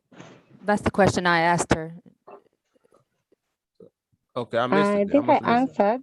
Okay, I answered her, and I said that it involves, you're not dating alone at this point. Once you have one wife, she needs to be in that decision making who you're bringing. She's actually it's helpful for you to involve her than not involve her. Okay, so okay, my internet cut out. She froze up. Is it me or y'all? Is it me or is it her? Are y'all there? Can y'all hear me? Okay, I see Stephanie saying Yeah, something. Okay, I can hear you just fine. Okay, she I froze think up. it's her. Yeah, all right. So yeah, I do remember her answering that question. So because and I guess what I wanted to get to was in that like what would be I guess what's the purpose? So you have a wife, right? And and you're able to provide. So I'm trying to understand now, like what reason does the man say, well, you know what, I think I want, like he just, like she said, he recently just said, hey, I want to take another wife. Now he's, and his wife is, his second wife is 50 something, so he's probably older. So then, why does he need another wife? I don't know, but I guess we'll have to come back to that. All right, so she dropped off. I know she had to go. I don't know if her phone died or what the situation. She may or may not come back. But that was very, very interesting. I see in the chat there's like tons of responses and questions. Okay, she's coming back. So what I think we're probably going to have to do is we're probably going to have to do another podcast where we just interview her and let her answer questions, because there's just a bunch of questions that we're not going to be able to address all of them. So I want to open it up right now, Brother Corey. You've been sitting quiet. Brother Palau been sitting quiet. What's y'all take on this? What are you gathering from this conversation and the information that she's sharing with us? Excuse me, very interesting conversation. I think it brings another dynamic to this conversation about polygamy. There were some questions in here about, isn't this a form of adultery? I would advise that people go back and listen to our other podcasts where we address that. But quickly speaking, we have, well, I'll answer the question that you posed first because it kind of goes into this. You asked a question about culture. Am I correct about does culture influence our perspective on whether or not we would do so? And I would say yes, and I would say in a great way, because culture influences what we eat, it influences how we dress, it influences our religious persuasion, it influences how we drive down the road, it influences our etiquette, how we speak. Culture in America, for example, has made it to where many of us, before we knew what we knew now, were okay being around people who we knew to be of another sexual preference, if you will. It also helped us to be okay with things that when you get outside of that, you're like, how was I ever in the mind frame to be okay with this? Like, what was I on? So I do think culture influences us in more ways than we even realize. You know what I'm saying? It's a part of us. So I do think culture is a big thing. And I would say this, I think household is very important.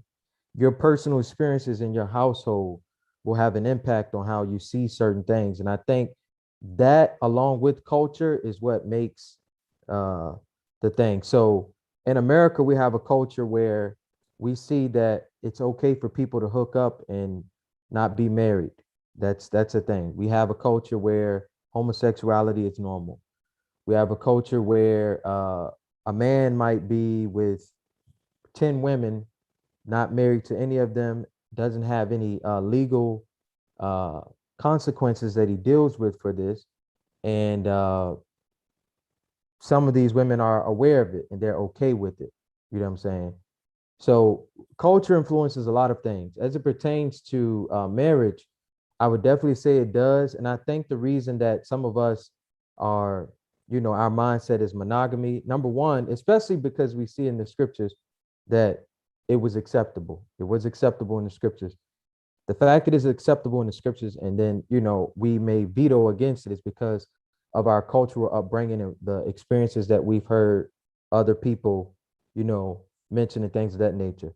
I would say personally, I've heard of more monogamous marriages failing than polygamous marriages. And that's not to say that polygamous marriages don't fail. It's because I haven't really heard too much of pros and cons on either side.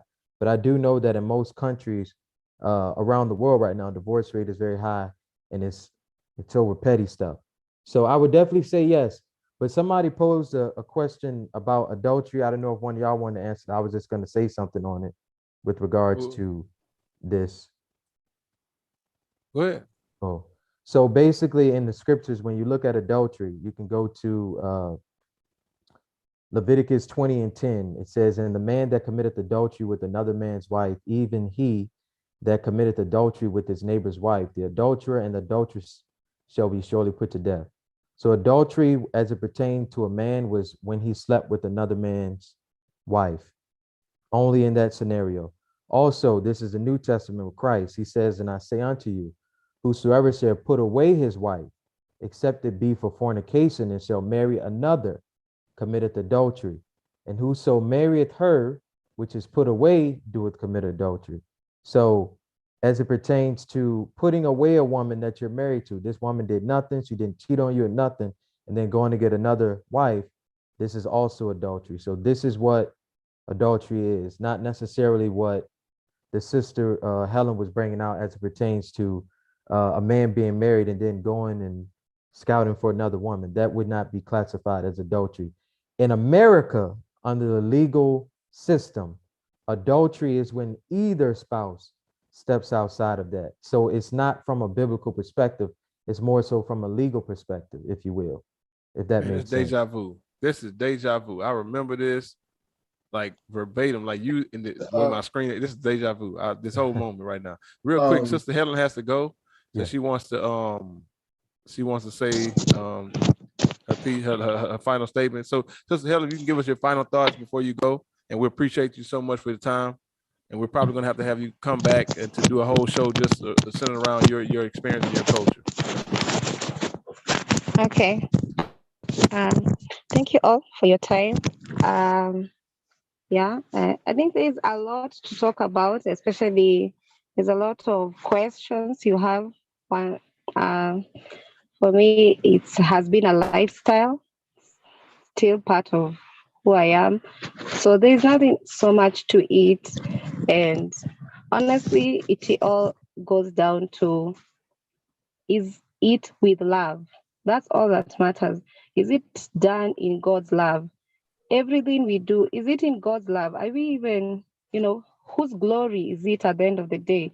So for me, I feel like in our perspective, my dad has tried in the best way possible to exercise God's love in all his marriages and to instill all the Christian values there is to talk about, or what all there is to put across to the kids, and even raise them in the way the Bible says that teach these things at home.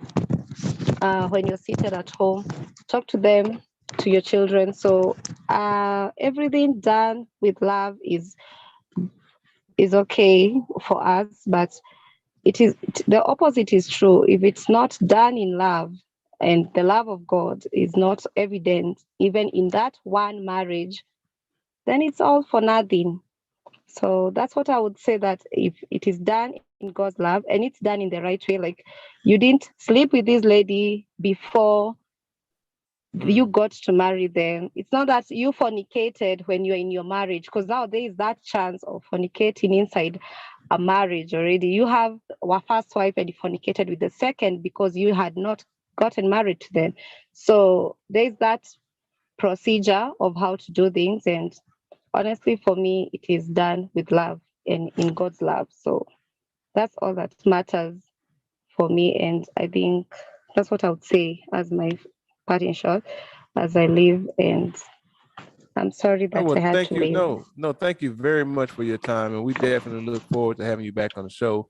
And I'm almost sure that Anaya, your wife, she does a podcast. She might want to have Sister Helen on as a guest on her podcast. I'm almost sure I'm willing to that. So we'll definitely be in contact with you and about coming back to the show. And we thank you so much for your time. And you enjoy the rest of your evening. And until next time. Appreciate you so much. Thank you. All right. Okay, thank you. And thanks to Robert for bringing me along here. Yeah, Robert. You welcome, no problem. You know what I'm saying? Karibu, you welcome.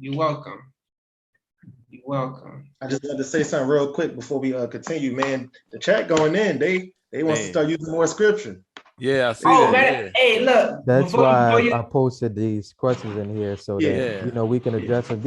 We've addressed a lot of these. Yeah, so a lot of stuff we have. And this is for it's the not hard to newcomers. even address it if y'all wanted to, I mean, we can if y'all want to, I just want to put this out here. Sister Helen, she did a wonderful job explaining, you know what I'm saying, everything about it the correct way.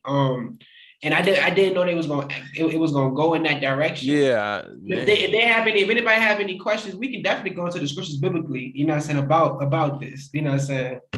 Well, I think I think that's kind of a slightly different podcast because, like I said, we didn't anticipate it going this far in this direction. Like, honestly, I knew coming on that you had already explained to me that she came from that background. So, my surprise when she said that she came from a polygamous family, that wasn't a genuine surprise. It was just my way of getting into the conversation. But I heard explanations and the things she said was totally unexpected for me. So it was very interesting, very, very informative. And the chats are lighting up a lot. We'll try to get to some of these things, but we do kind of want to get to we want to kind of get back to the topic of letting your daughter be a second wife. So with everything that's being said now, I gotta still think like, would I let my daughter be a second wife?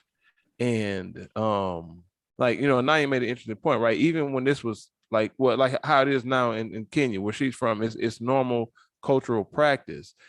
Still, not everybody necessarily, had multiple wives and was wanting to give their daughter for a second wife or a third wife or whatever the case. So even in amongst, it's not like it was mandatory that a man had to have more than one wife and that everyone had to be okay with it. Everyone had to do it. So even with that, like I said, because I don't necessarily think it's wrong according to scripture, but I just don't see the purpose of it in today's society. Like in Kenya, their societal structure may be a little different, but in the Western society, just my initial thoughts on that, just one thing that really sticks out to me is that, I don't see my wife, my daughter moving, growing up in Kenya or in that society. I don't know what the future holds, right? But assuming that my daughter would marry from my culture where I grew up, right?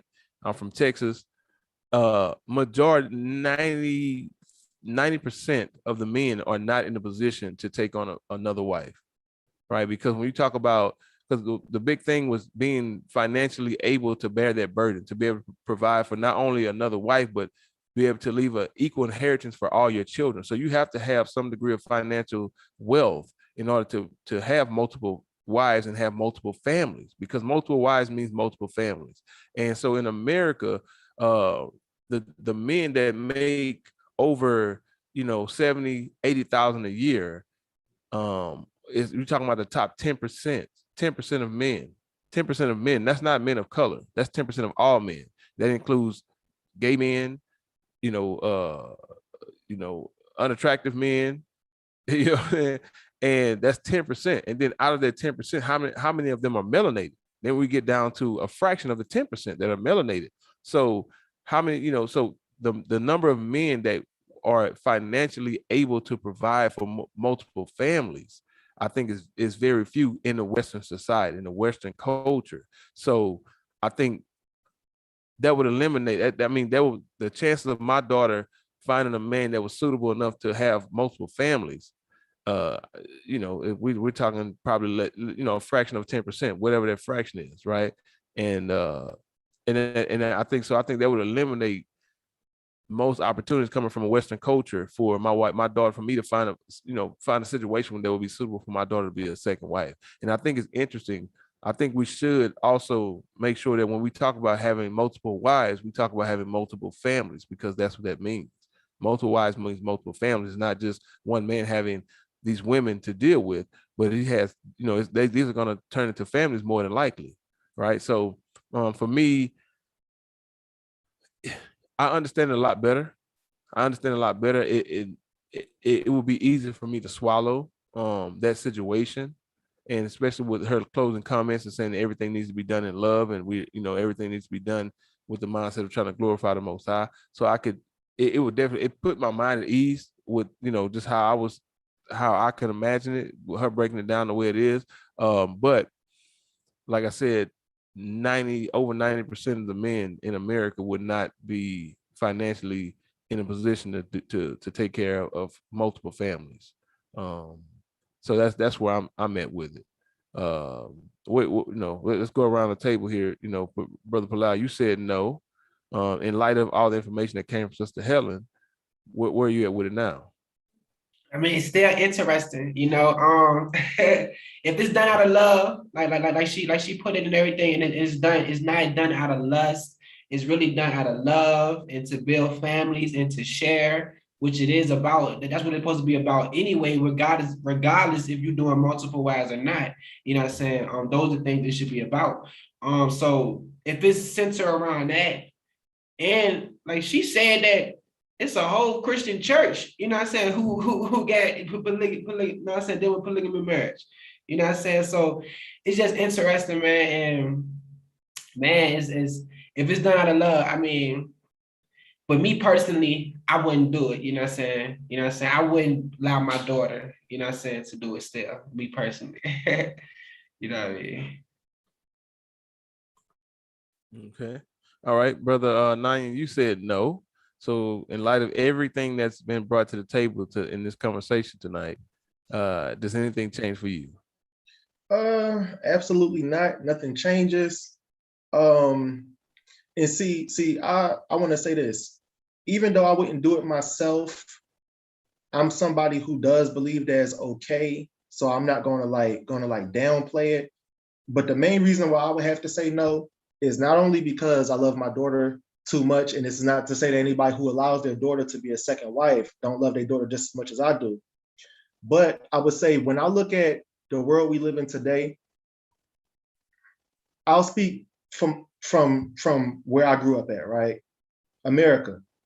Unfortunately, I don't think there are people are there, whether you Israelite or not, whether you practicing, the customs and keeping the law, statutes, commandments. I don't see anybody at that point to where I feel like they can handle 2 wives or 3 wives, let alone 1 wife, to be honest with you. So even though it's lawful, it's not expedient all of the time. You know what I'm saying? Like just because something lawful don't mean that it's edifying or don't mean that it's good for you. And I feel like a lot of men, we trying to take on second wives, and they may not be good for us. They may not be what the Most High have planned for us. They may be our own will according to our lust and according to our desire, but we may not be able to actually handle having a second wife. Then, like you said, a lot of times you hear brothers talking about how they're gonna get a wife, and within a year's time, if they got 3 wives, they can accumulate this amount of money and then go buy some farmland and everybody be good. But according to the scriptures, that's not how it's supposed to be.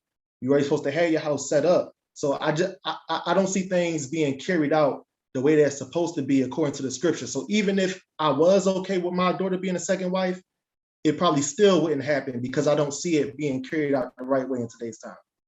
I don't know, man. You kind of sound like a hater, man. You hating on somebody's, you know what I'm saying? You hating on some man out there that, you know what I'm saying, that's in love. No, now, but honestly, the way you sound like you wouldn't let your daughter be a first wife. Like, ain't nobody gonna be good enough for your baby girl. I feel you. I feel you. Trust me, I feel you. You know what I'm saying?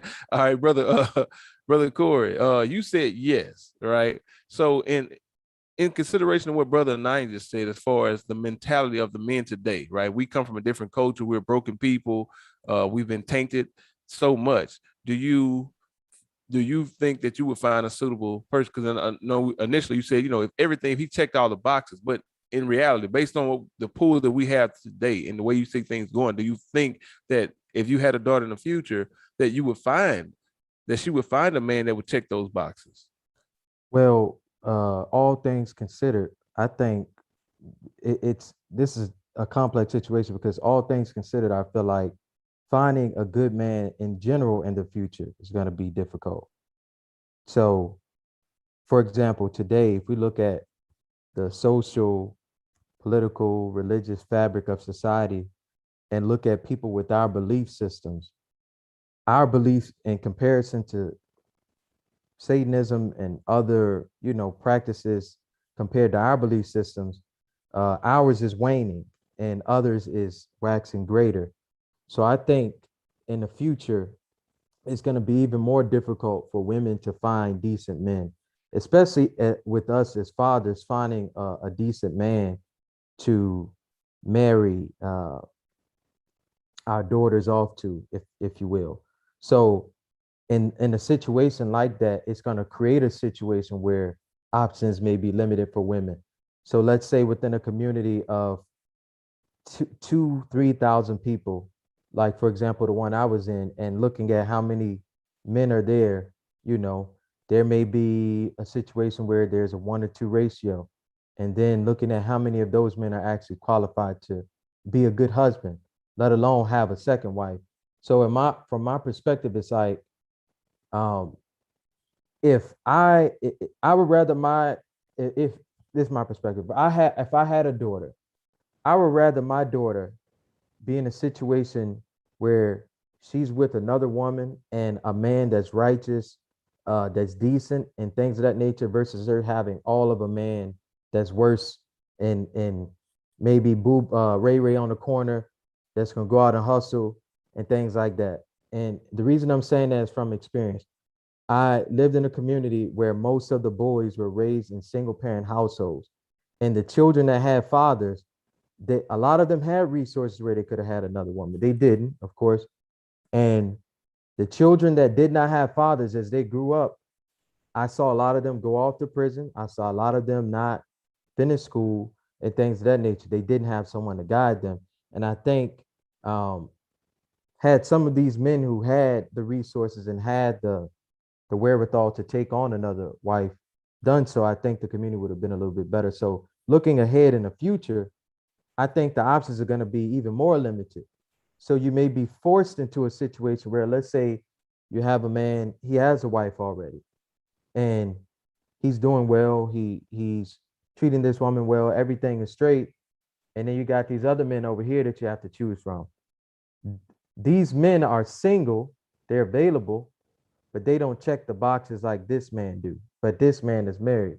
That may be a situation. So for me, I look at it like, if I have to choose between a man that's righteous, that's a Bible believer, who's going to treat my daughter right, versus a man who don't have that, I'm going to choose the man who already has a wife. That's me. You know what I'm saying?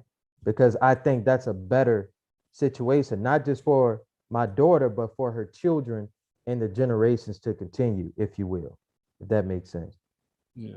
So just with real quick, with all things being equal, right? There's a man that's married that's suitable, and a man that's not married that's suitable. You're gonna go with the man that's not married, or what? If things are even, Yeah. then if things are even, I'm just gonna go with that's a difficult situation, because if I think somebody's gonna have something to beat the other person. If it's the single, this is my if hypothetical things are situation even, that I created in my mind. oh yeah, Everything If equal. things are even, then I don't see it wrong going with either one. You know what I'm saying? But I don't really, honestly, like I said, it's whatever is ideal. But I'm gonna make sure that whatever situation I choose is gonna be the best. You know what I'm saying? Yeah, but And same, it's my scenario. I made it up. In my I mind, understand. my scenario, everything equal. I don't think, like I said, I don't think the single or not single thing is a bigger factor than, is this man a God-fearing man, and That's is what I he mean. able to do it? So if they're even, I mean, honestly, the man that has a wife, if he's been doing it longer, he has more experience, so that could play in his favor. And then on this As side, far as this you man, concerned. would you say? As far as you're concerned, though, like, Yeah. I mean, all things and then on the equal. other All hand, things it could be equal. like, well, this man doesn't have a wife, and my daughter would be his only wife, and this may be this and this. So there's something on both sides to consider. So I wouldn't even know how to deal with that situation, honestly speaking. So You you know gonna what I'm rock saying? paper scissors? You tell the But two what I men would rock try to paper do is scissors. I would try to bring it down to some single thing. If they're neck and neck like this, and if it's better off for her to be with this man than the man who's single, then If they're neck and neck, I'm saying all things equal, then it just comes down to a matter of preference. yeah, exactly. All things equal. So then, which one would you prefer? That's what I'm essentially what I'm asking. I honestly don't know. I honestly don't know. Like I said, if it's a situation where this man has been married for 10 years, and I speak to his wife, and she's telling me all these great things about this man, and he has the fruits to show it. Then I see this man, he's single.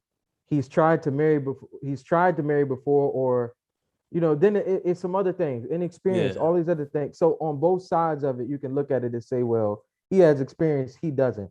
He's Well, single, see, he's well, not. So it's it's interesting when you say that, right? Because in that case, she can tell you he's been married 10 years. She can tell you the good and the bad. right, Because it's not all good, right? So the other guy, right, he has, so this guy, his resume right. is clean. He don't have nothing on his resume. Yeah, So you don't know what you're getting. But this yeah, guy, she can right, tell you the good and the bad.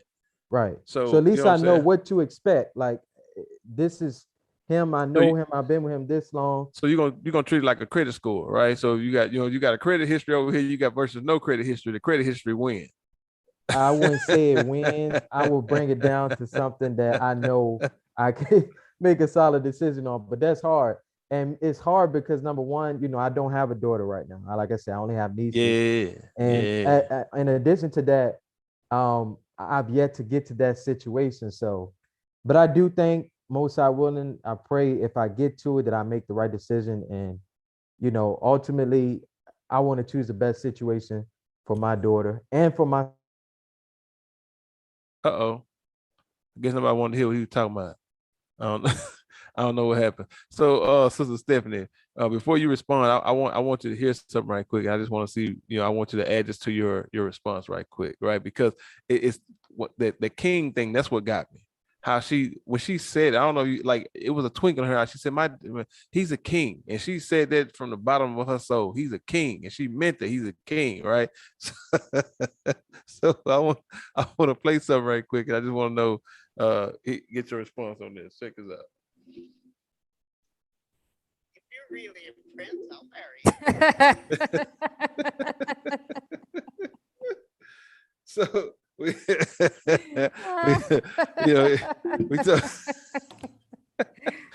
talking about a king now.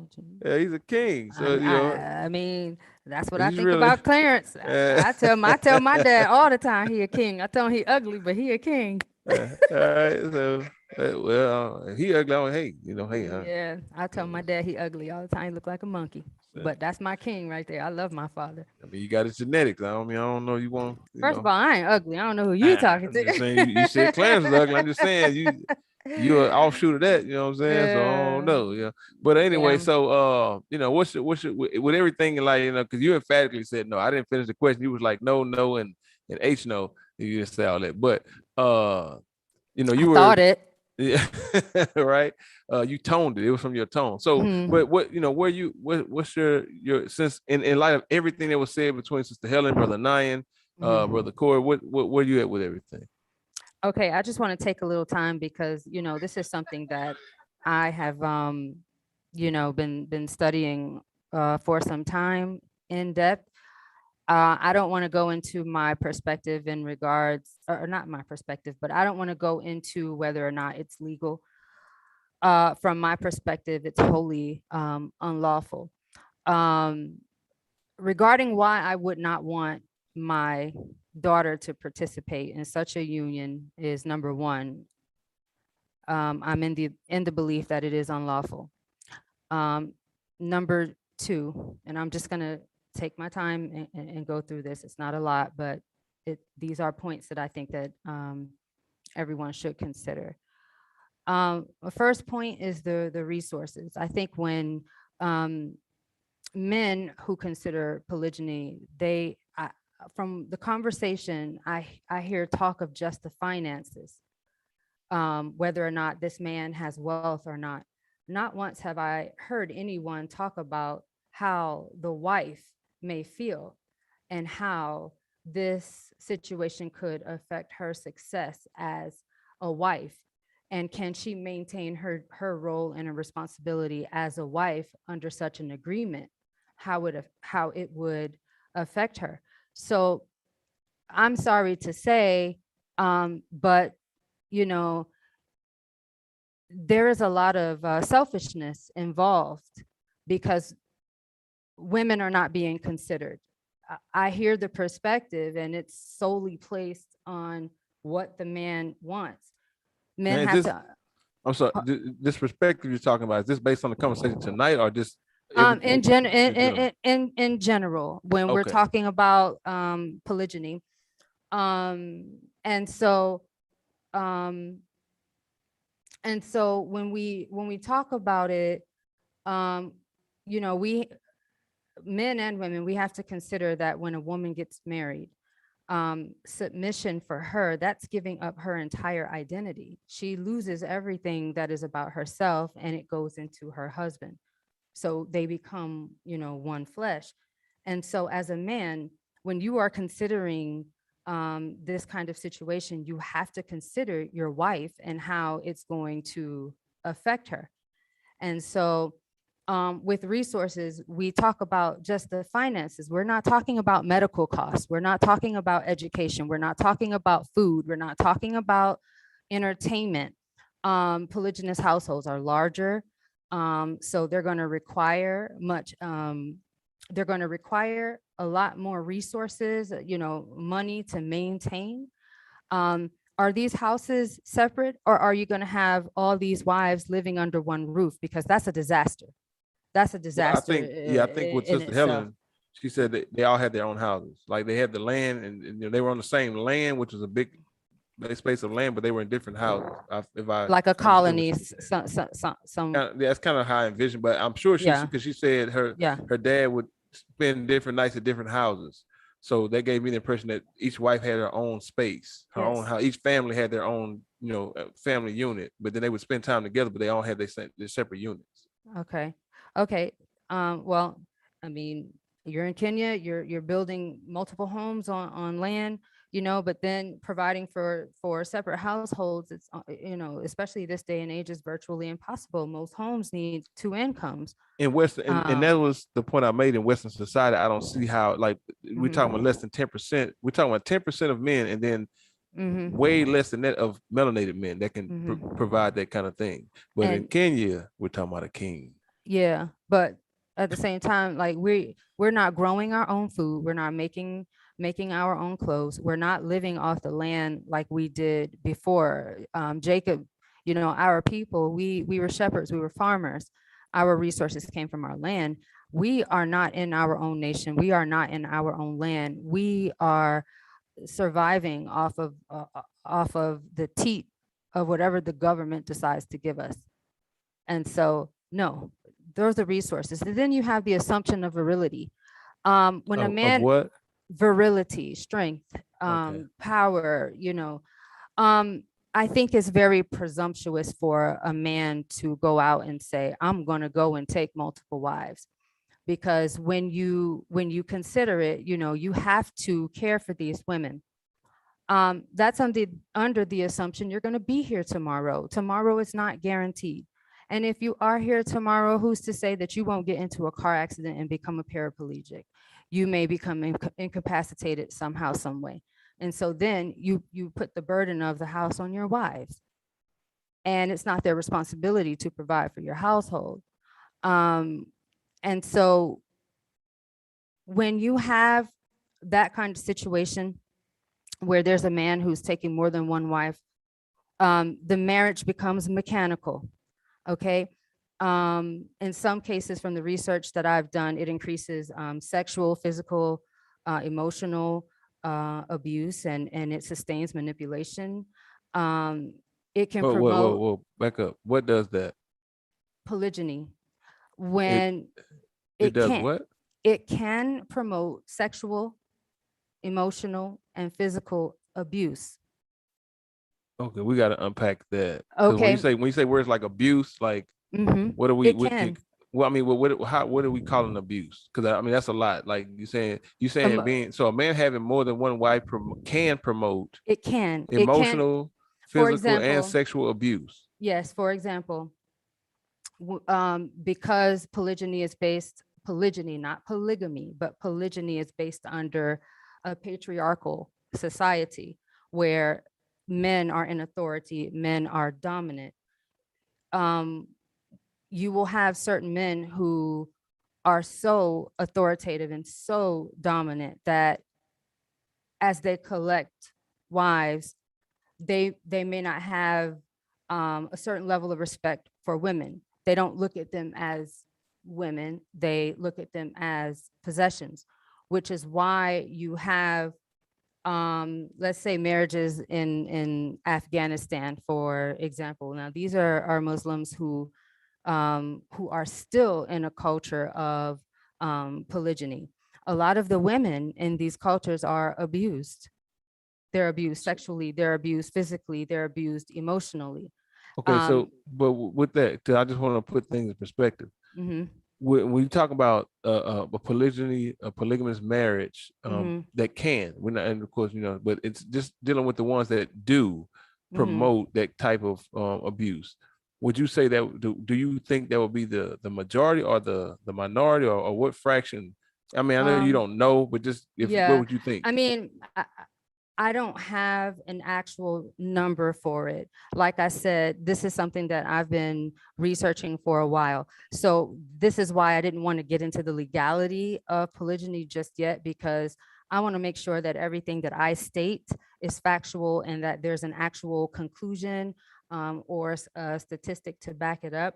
But when you go and you research polygyny, especially in this particular region, you will see that there is a culture of abuse that accompanies polygyny. Well, and I think, but and to be fair, because what I want to be careful not to do is take the exceptions or take the minority and apply it as though it's the norm. Right, but Because one thing you said about that, when you said it was the culture, it's cultural, because in the what she described in Kenya is they do polygamy, but their culture is different than, like you said, in Afghanistan. So Right. now, so that's a cultural thing, not necessarily a reflection of polygamous marriage, but a reflection of their culture. Right, but if you allow me to finish, I'm saying that these are some things that can accompany polygyny. I am not saying that they are the standard. What I am saying is that for anyone who wants to consider this practice or lifestyle, these are the things that they should be considering. These are all things, everything that I'm stating are things that should be a part of their thought process. When you go into something, anything, especially marriage, you have to go into it with wisdom. You have to go into it with understanding. You have to consider all things.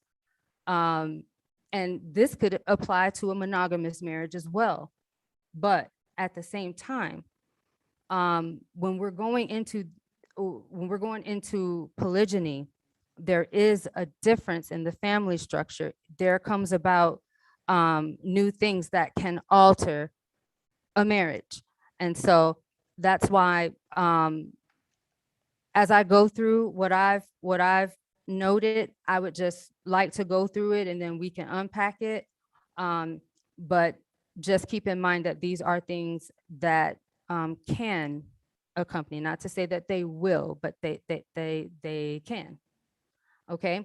I also found that it promotes somatization, which is the manifestation of like physiological distress by the presentation of physical symptoms. For example, like because you're so stressed out, you're depressed, you're dealing with a lot of anxiety, those things can manifest into the physical, which is something that actually happened to me, as a result of a broken relationship.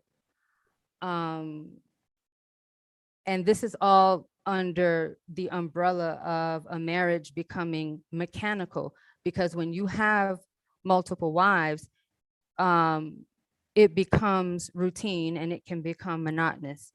Like you said, or the sister said, he's spending the night at, different homes. So there's a routine that's established, which can lead to, certain needs not being met. And women really don't want to schedule time with their husband. And then there's a lack of intimacy, there's depression, there's anxiety, there's loneliness. There can be a lack of protection because one night he's at first wife's house, then the other night he's at the second wife's house. So what if an attack happens on the first wife's house while he's away? And then, you have to deal with favoritism. And favoritism with the wives and the children.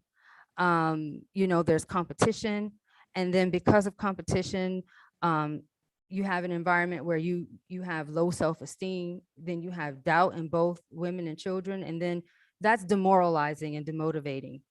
And when a woman goes through that, she's not going to want to fulfill her duties as a wife. She's going to shut down. And then what's going to end up happening is he's going to look at her and say, you're not doing your job, so I'm going to take another wife. I'm going to take me another wife to replace, you. I can go on, but I don't want to take too much time. I have so much.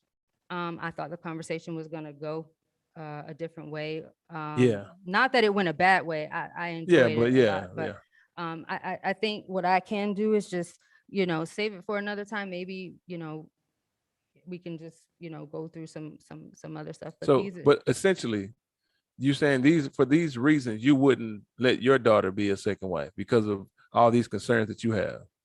I mean, you wouldn't bless that. No, it's it's superfluous. Like I don't feel like there is there is a need. And to be quite honest, I'm going to make a very bold statement. I think that polygyny, um, how can I say it? I think, Boldly. yeah, I'm going to say it boldly. I think that polygyny calls the Most High's original design fallible. The Most High was not flawed in his wisdom when he gave Adam one wife. And when we go and we take on multiple women, we're somehow saying that the original design was not good enough. Men do a better job at picking your women, and women utilize your father to choose a righteous man for you. That way, you will enter into a situation where both of you can be successful and thrive. And at the end of the day, again, we're supposed to employ Christ. If you're doing something that causes hurt and pain to someone else, you are not in the spirit of Christ. And at the end of the day, you should ask yourself, would you want yourself to be in this kind of situation? If it were lawful for women to take on multiple husbands, or if your son, would you bless your son's marriage if the woman, had more than one husband? Well, It sounds that's ridiculous. not. It's That's Yeah, well, ridiculous. because we that's a whole nother thing. We start trying to compare Uh, men to women. I, I It's get too many things that we have to change I in get there. it. I get it. But I get the point you're but making, but that's just not a fair question, I think.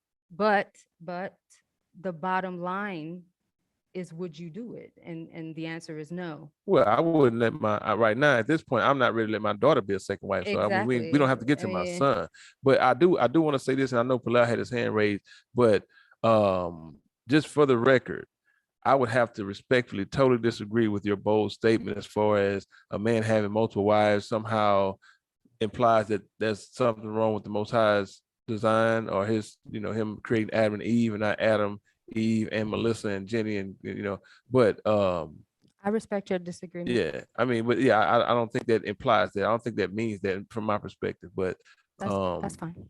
yeah. Uh, but I want to get Brother Palau. You had your hand raised on it. Did you accident? You got your video off.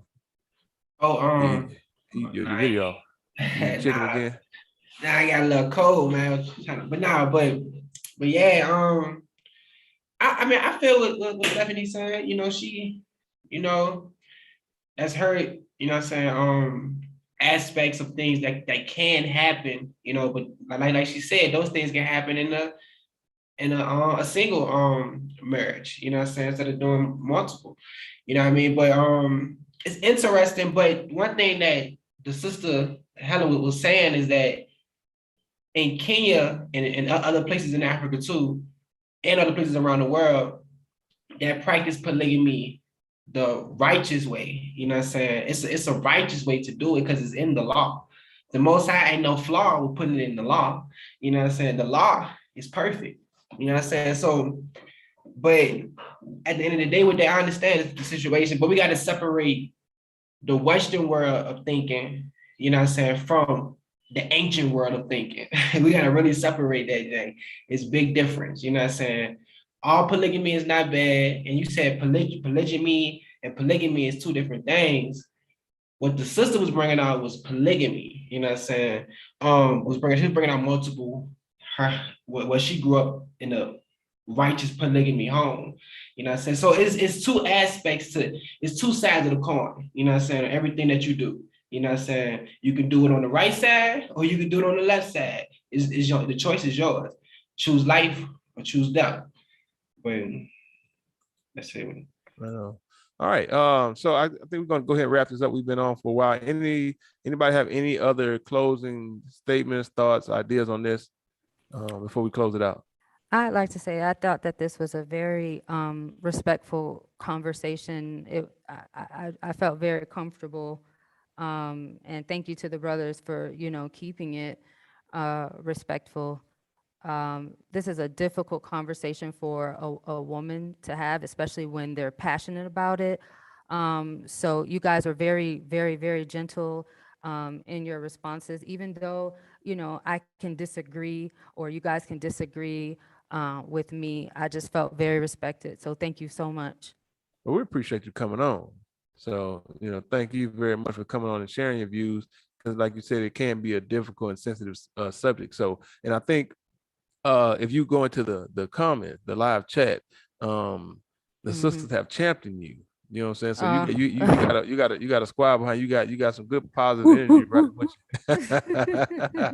you. so whether or not we would, you know, whether or not you got a support system with you all the way. All right. So we once again thank you very much. And you know, at this point now, you know, you kind of crossing the line of being a guest now. You kind of like a regular almost now. So it's like, you know, I want you to start feeling comfortable. Next time, you know, have your mic hooked up, get your tea together, and you know, sit back and relax and my do you. tea.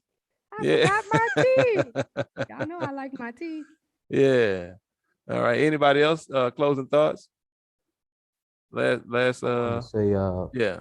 it's a very enlightening conversation. I know everybody has a difference in perspective. We all come from different experiences, life experiences. Some of us have children, some of us don't. And I think that each perspective brings a piece of the puzzle.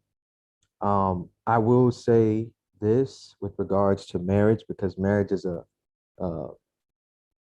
big thing. Whatever you choose to do, just make sure it's done unto the Most High. I don't think that anything any of us do, as long as it's within the scriptures, is wrong, and we can't look at each other a certain way. The only way we can look at something a certain way is if it's in the Most High's law and he's against it. You know, Most High created Adam and Eve, one man, one wife, but there are people in this world who choose not to be married at all. And celibacy and people being eunuchs, I wouldn't say that's against his design. Some people have that choice. You know what I'm saying? So if you want to be celibate, a eunuch, want to be in a polygamous or a polygynous marriage or monogamous marriage, as long as it's righteous and what you're doing is for the right purpose, I have nothing against it. And in terms of dealing with your children, I would say definitely take a lot of care in, you know, your child's life, be involved in their upbringing. Don't just wait to be involved when it's time to choose who they're going to be with. Know your child, because just as much as it plays a part in who you choose for your child represents you when you give them off into a marriage. So how that person, let's say you do have a daughter and you give them over into a marriage and your daughter is not a good daughter, not a good wife, it's the same as a man not being a good husband. You know what I'm saying? And a bad husband can lead to a bad marriage, and a bad wife, same thing, can bring down a household. You know what I'm saying? So definitely be involved in your children's life. Be picky with who you allow them to, you know, be involved with when it comes down to courting and things like that. And at the end of the day, as a father, you have the final say, and no man can take that away. So that's my last perspective, my last words. So, but I want to pick at something you said. You talk about, you know, you have a choice to be a eunuch or celibate or these things. But if in the scriptures God said be fruitful and multiply, so wouldn't it be wrong to be a eunuch or to be celibate? No, we have several scriptures on that. Actually, even Christ himself, for what we know, he did not have children. He didn't have an extension of his lineage. So again, that's why I said people may say that this is in the law, this is in the law, that's not in the law, whatever. The law gives provisions for you to choose to not deal with anybody. You know what I'm saying? The law gives provision for you to deal with one person, or if you deal with many people, multiple women, if you will. I'm talking about with regards to men, if you will. So yes, the commandment was be fruitful and multiply. So just as people may look at polygamy being outside the original structure, a man choosing to be a eunuch, like Christ says, some men choose to be eunuchs for such and such reason, and some men choose to be eunuchs for the kingdom. Christ actually said that himself. You have that option. You know, that one particular design is not just there for you to stick to. You know what I'm saying? You have that option. If you want to be by yourself, you can do that. If you want to be in a polygynous marriage, you have that option. It's your choice. whatever you do, just make sure it's in righteousness, you know. You That's all. also have the option not to wear a Kango, but that's another You're topic. funny. You're right, man. You're right. 100. All right. Good one. Brother Nine, Brother last thoughts before we close it out. You can go first if you want to. No, I ain't got nothing. I mean, this is a good podcast. I hope it's edifying for the people. That's I ain't got nothing. I just got a few scriptures that I want to go through real quick. Here it come. Here it No, come. No, let's go. Let's get it. I knew you weren't gonna let us down. Going to 1 Corinthians 6 and 12 through 13. It says, all things are lawful unto me, but all things are not expedient. All things are lawful for me, but I will not be brought under the power of any. So we have to understand that just because something is lawful, once again, that don't mean it's expedient or you know, you have to do it or is necessarily even beneficial for you. Then it says, but I will not be brought under the power of any. So some things we have to understand that even though it may be lawful, if we subject ourselves to those things, we can be brought down by the power of it. So once again, just like the sister said, she said her dad is a king, right? She said he ain't had no stress. So, I mean, if he ain't had no stress, he wasn't brought down by it. But what we have to understand is that as men, we have to be realistic and understand what we can and what we cannot handle. Some men, or the majority of men, most likely, probably can't handle a second wife, let alone a first wife, right? Let me go to the next one. This verse 13, it says, meats for the belly and the belly for meats, but God shall destroy both but God shall destroy both it and them. Now the body is not for fornication, but for the Lord, and the Lord for the body. So we have to understand that just like, you know, your stomach or your digestive tract or your belly is to eat food, and food is to be put into your stomach, your digestive tract, and your belly. But at the end of the day, if you're not consuming the right things, the Most High is going to destroy it and you. So we have to understand everything we do have to be in righteousness, right? All the laws that we are able to utilize, we have to utilize it in righteousness if we're going to do it at all, right? Let me go to the next one. This Ephesians 5 and 15. It says, see then that ye walk circumspectly, not as fools, but as wise. So we have to be circumspect about the spouses that we choose. We have to be circumspect about who we're not going to allow our daughters to marry as well as our sons to marry. We have to be circumspect about if we're going to allow our daughters to take a husband of someone who's already married, a husband that's already married to a wife, because we don't know exactly what predicament we're putting our daughters in. Even if your daughter marry a man who doesn't have a wife at all and doesn't plan to take a second wife, we have to walk circumspectly. We have to make sure all the T's are crossed and all the I's are dotted, right? Let's go to Philippians 4 and 5 through 6. It says, let your moderation be known unto all men. The Lord is at hand. Be careful for nothing, but in everything by prayer and supplication with thanksgiving, let your requests be made known unto God. So everything has to be done in moderation.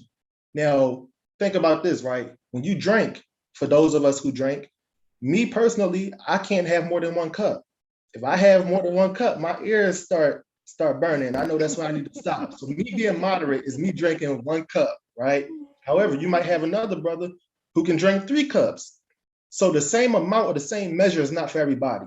So just because one brother is successful with having multiple wives, that don't mean that you're going to be successful with having multiple wives. His moderation may be different than your moderation. Your moderation may be 1 woman, his moderation might be 2 or however many the Most High see fit for him, right? And also be careful for nothing, which means that we have to actually be careful for everything. Let's go to the last one. This is 1 Corinthians 14 and 40. It says, let all things be done in decency and in order. So whatever we do, we have to make sure, that we seek wise counsel first, that we receive advice from those who, elders, if we in a church, or even if we're not in a church, older people who have, gray hair and have wisdom, got different accolades, been through trials and tribulations and things like this. This way, when we make our decisions, it can be done in decency and in order, and that's it. All right, right. I think that's a good note to end on right there. Excellent. All right, so this has been a very interesting topic. Like I said, the conversation didn't quite go the way we anticipated, but I think it went well enough. So this was another episode of God Family Nation podcast, a place to self-reflect and self-correct. What we like to say, don't ask me, ask God.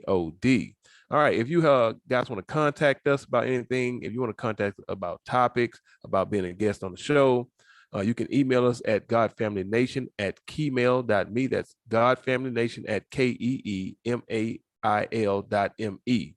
You can also message us on Facebook at God Family Nation, on Instagram at God Family Nation 144. Of course, you can send us a message on YouTube as well.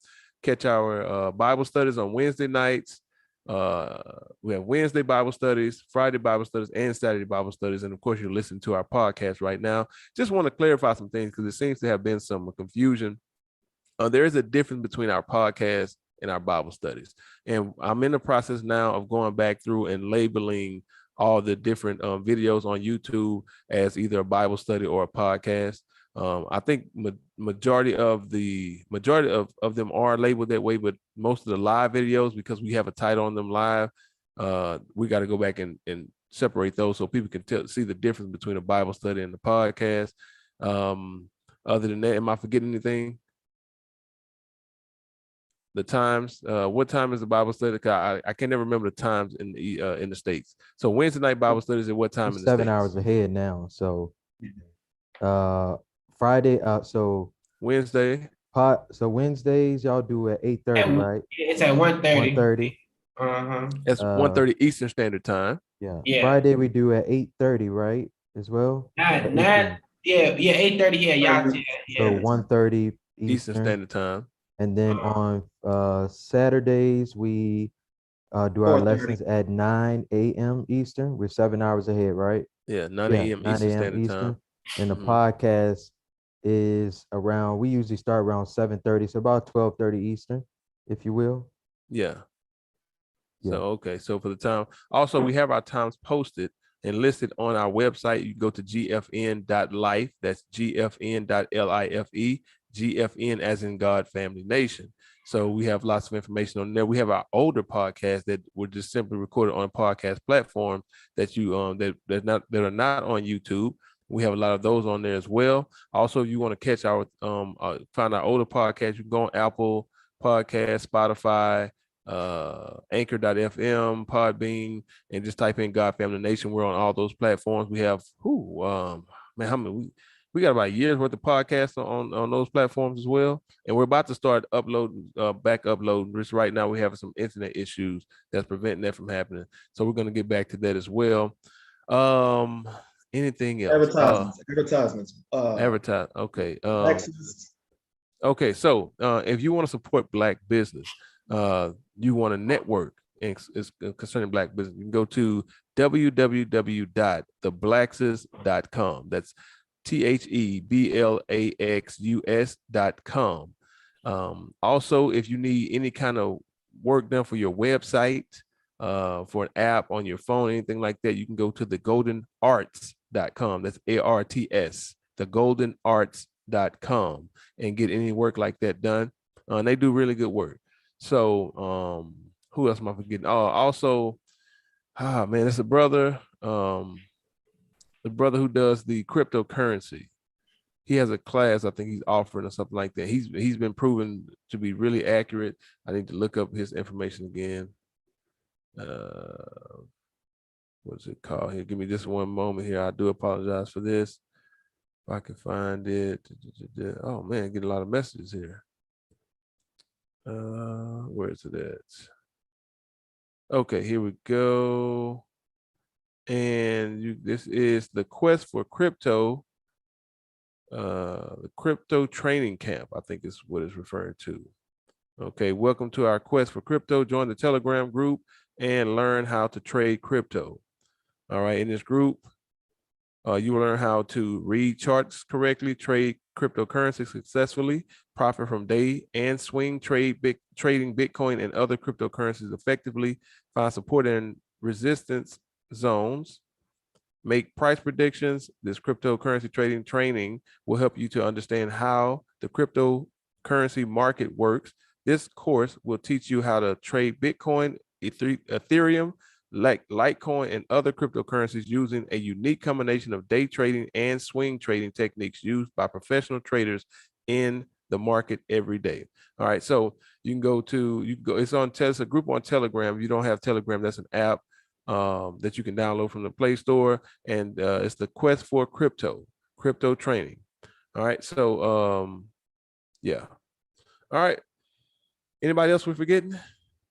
If anybody else that's out there, any brothers and sisters that's trying to do something, you want us to market your business, contact us, email us, and give us a model of what you got going on, and we if it's legit and everything is solid, we'll definitely do our part to help out, to help push brothers and sisters platforms and what they got going on. Yeah, brother Nine. No, I was just gonna say, I think the same brother that you were just talking about got a YouTube channel that they might be able to subscribe to as well. You know what? You know what? He didn't send it to me find it either. real quick. Yeah. Let me see.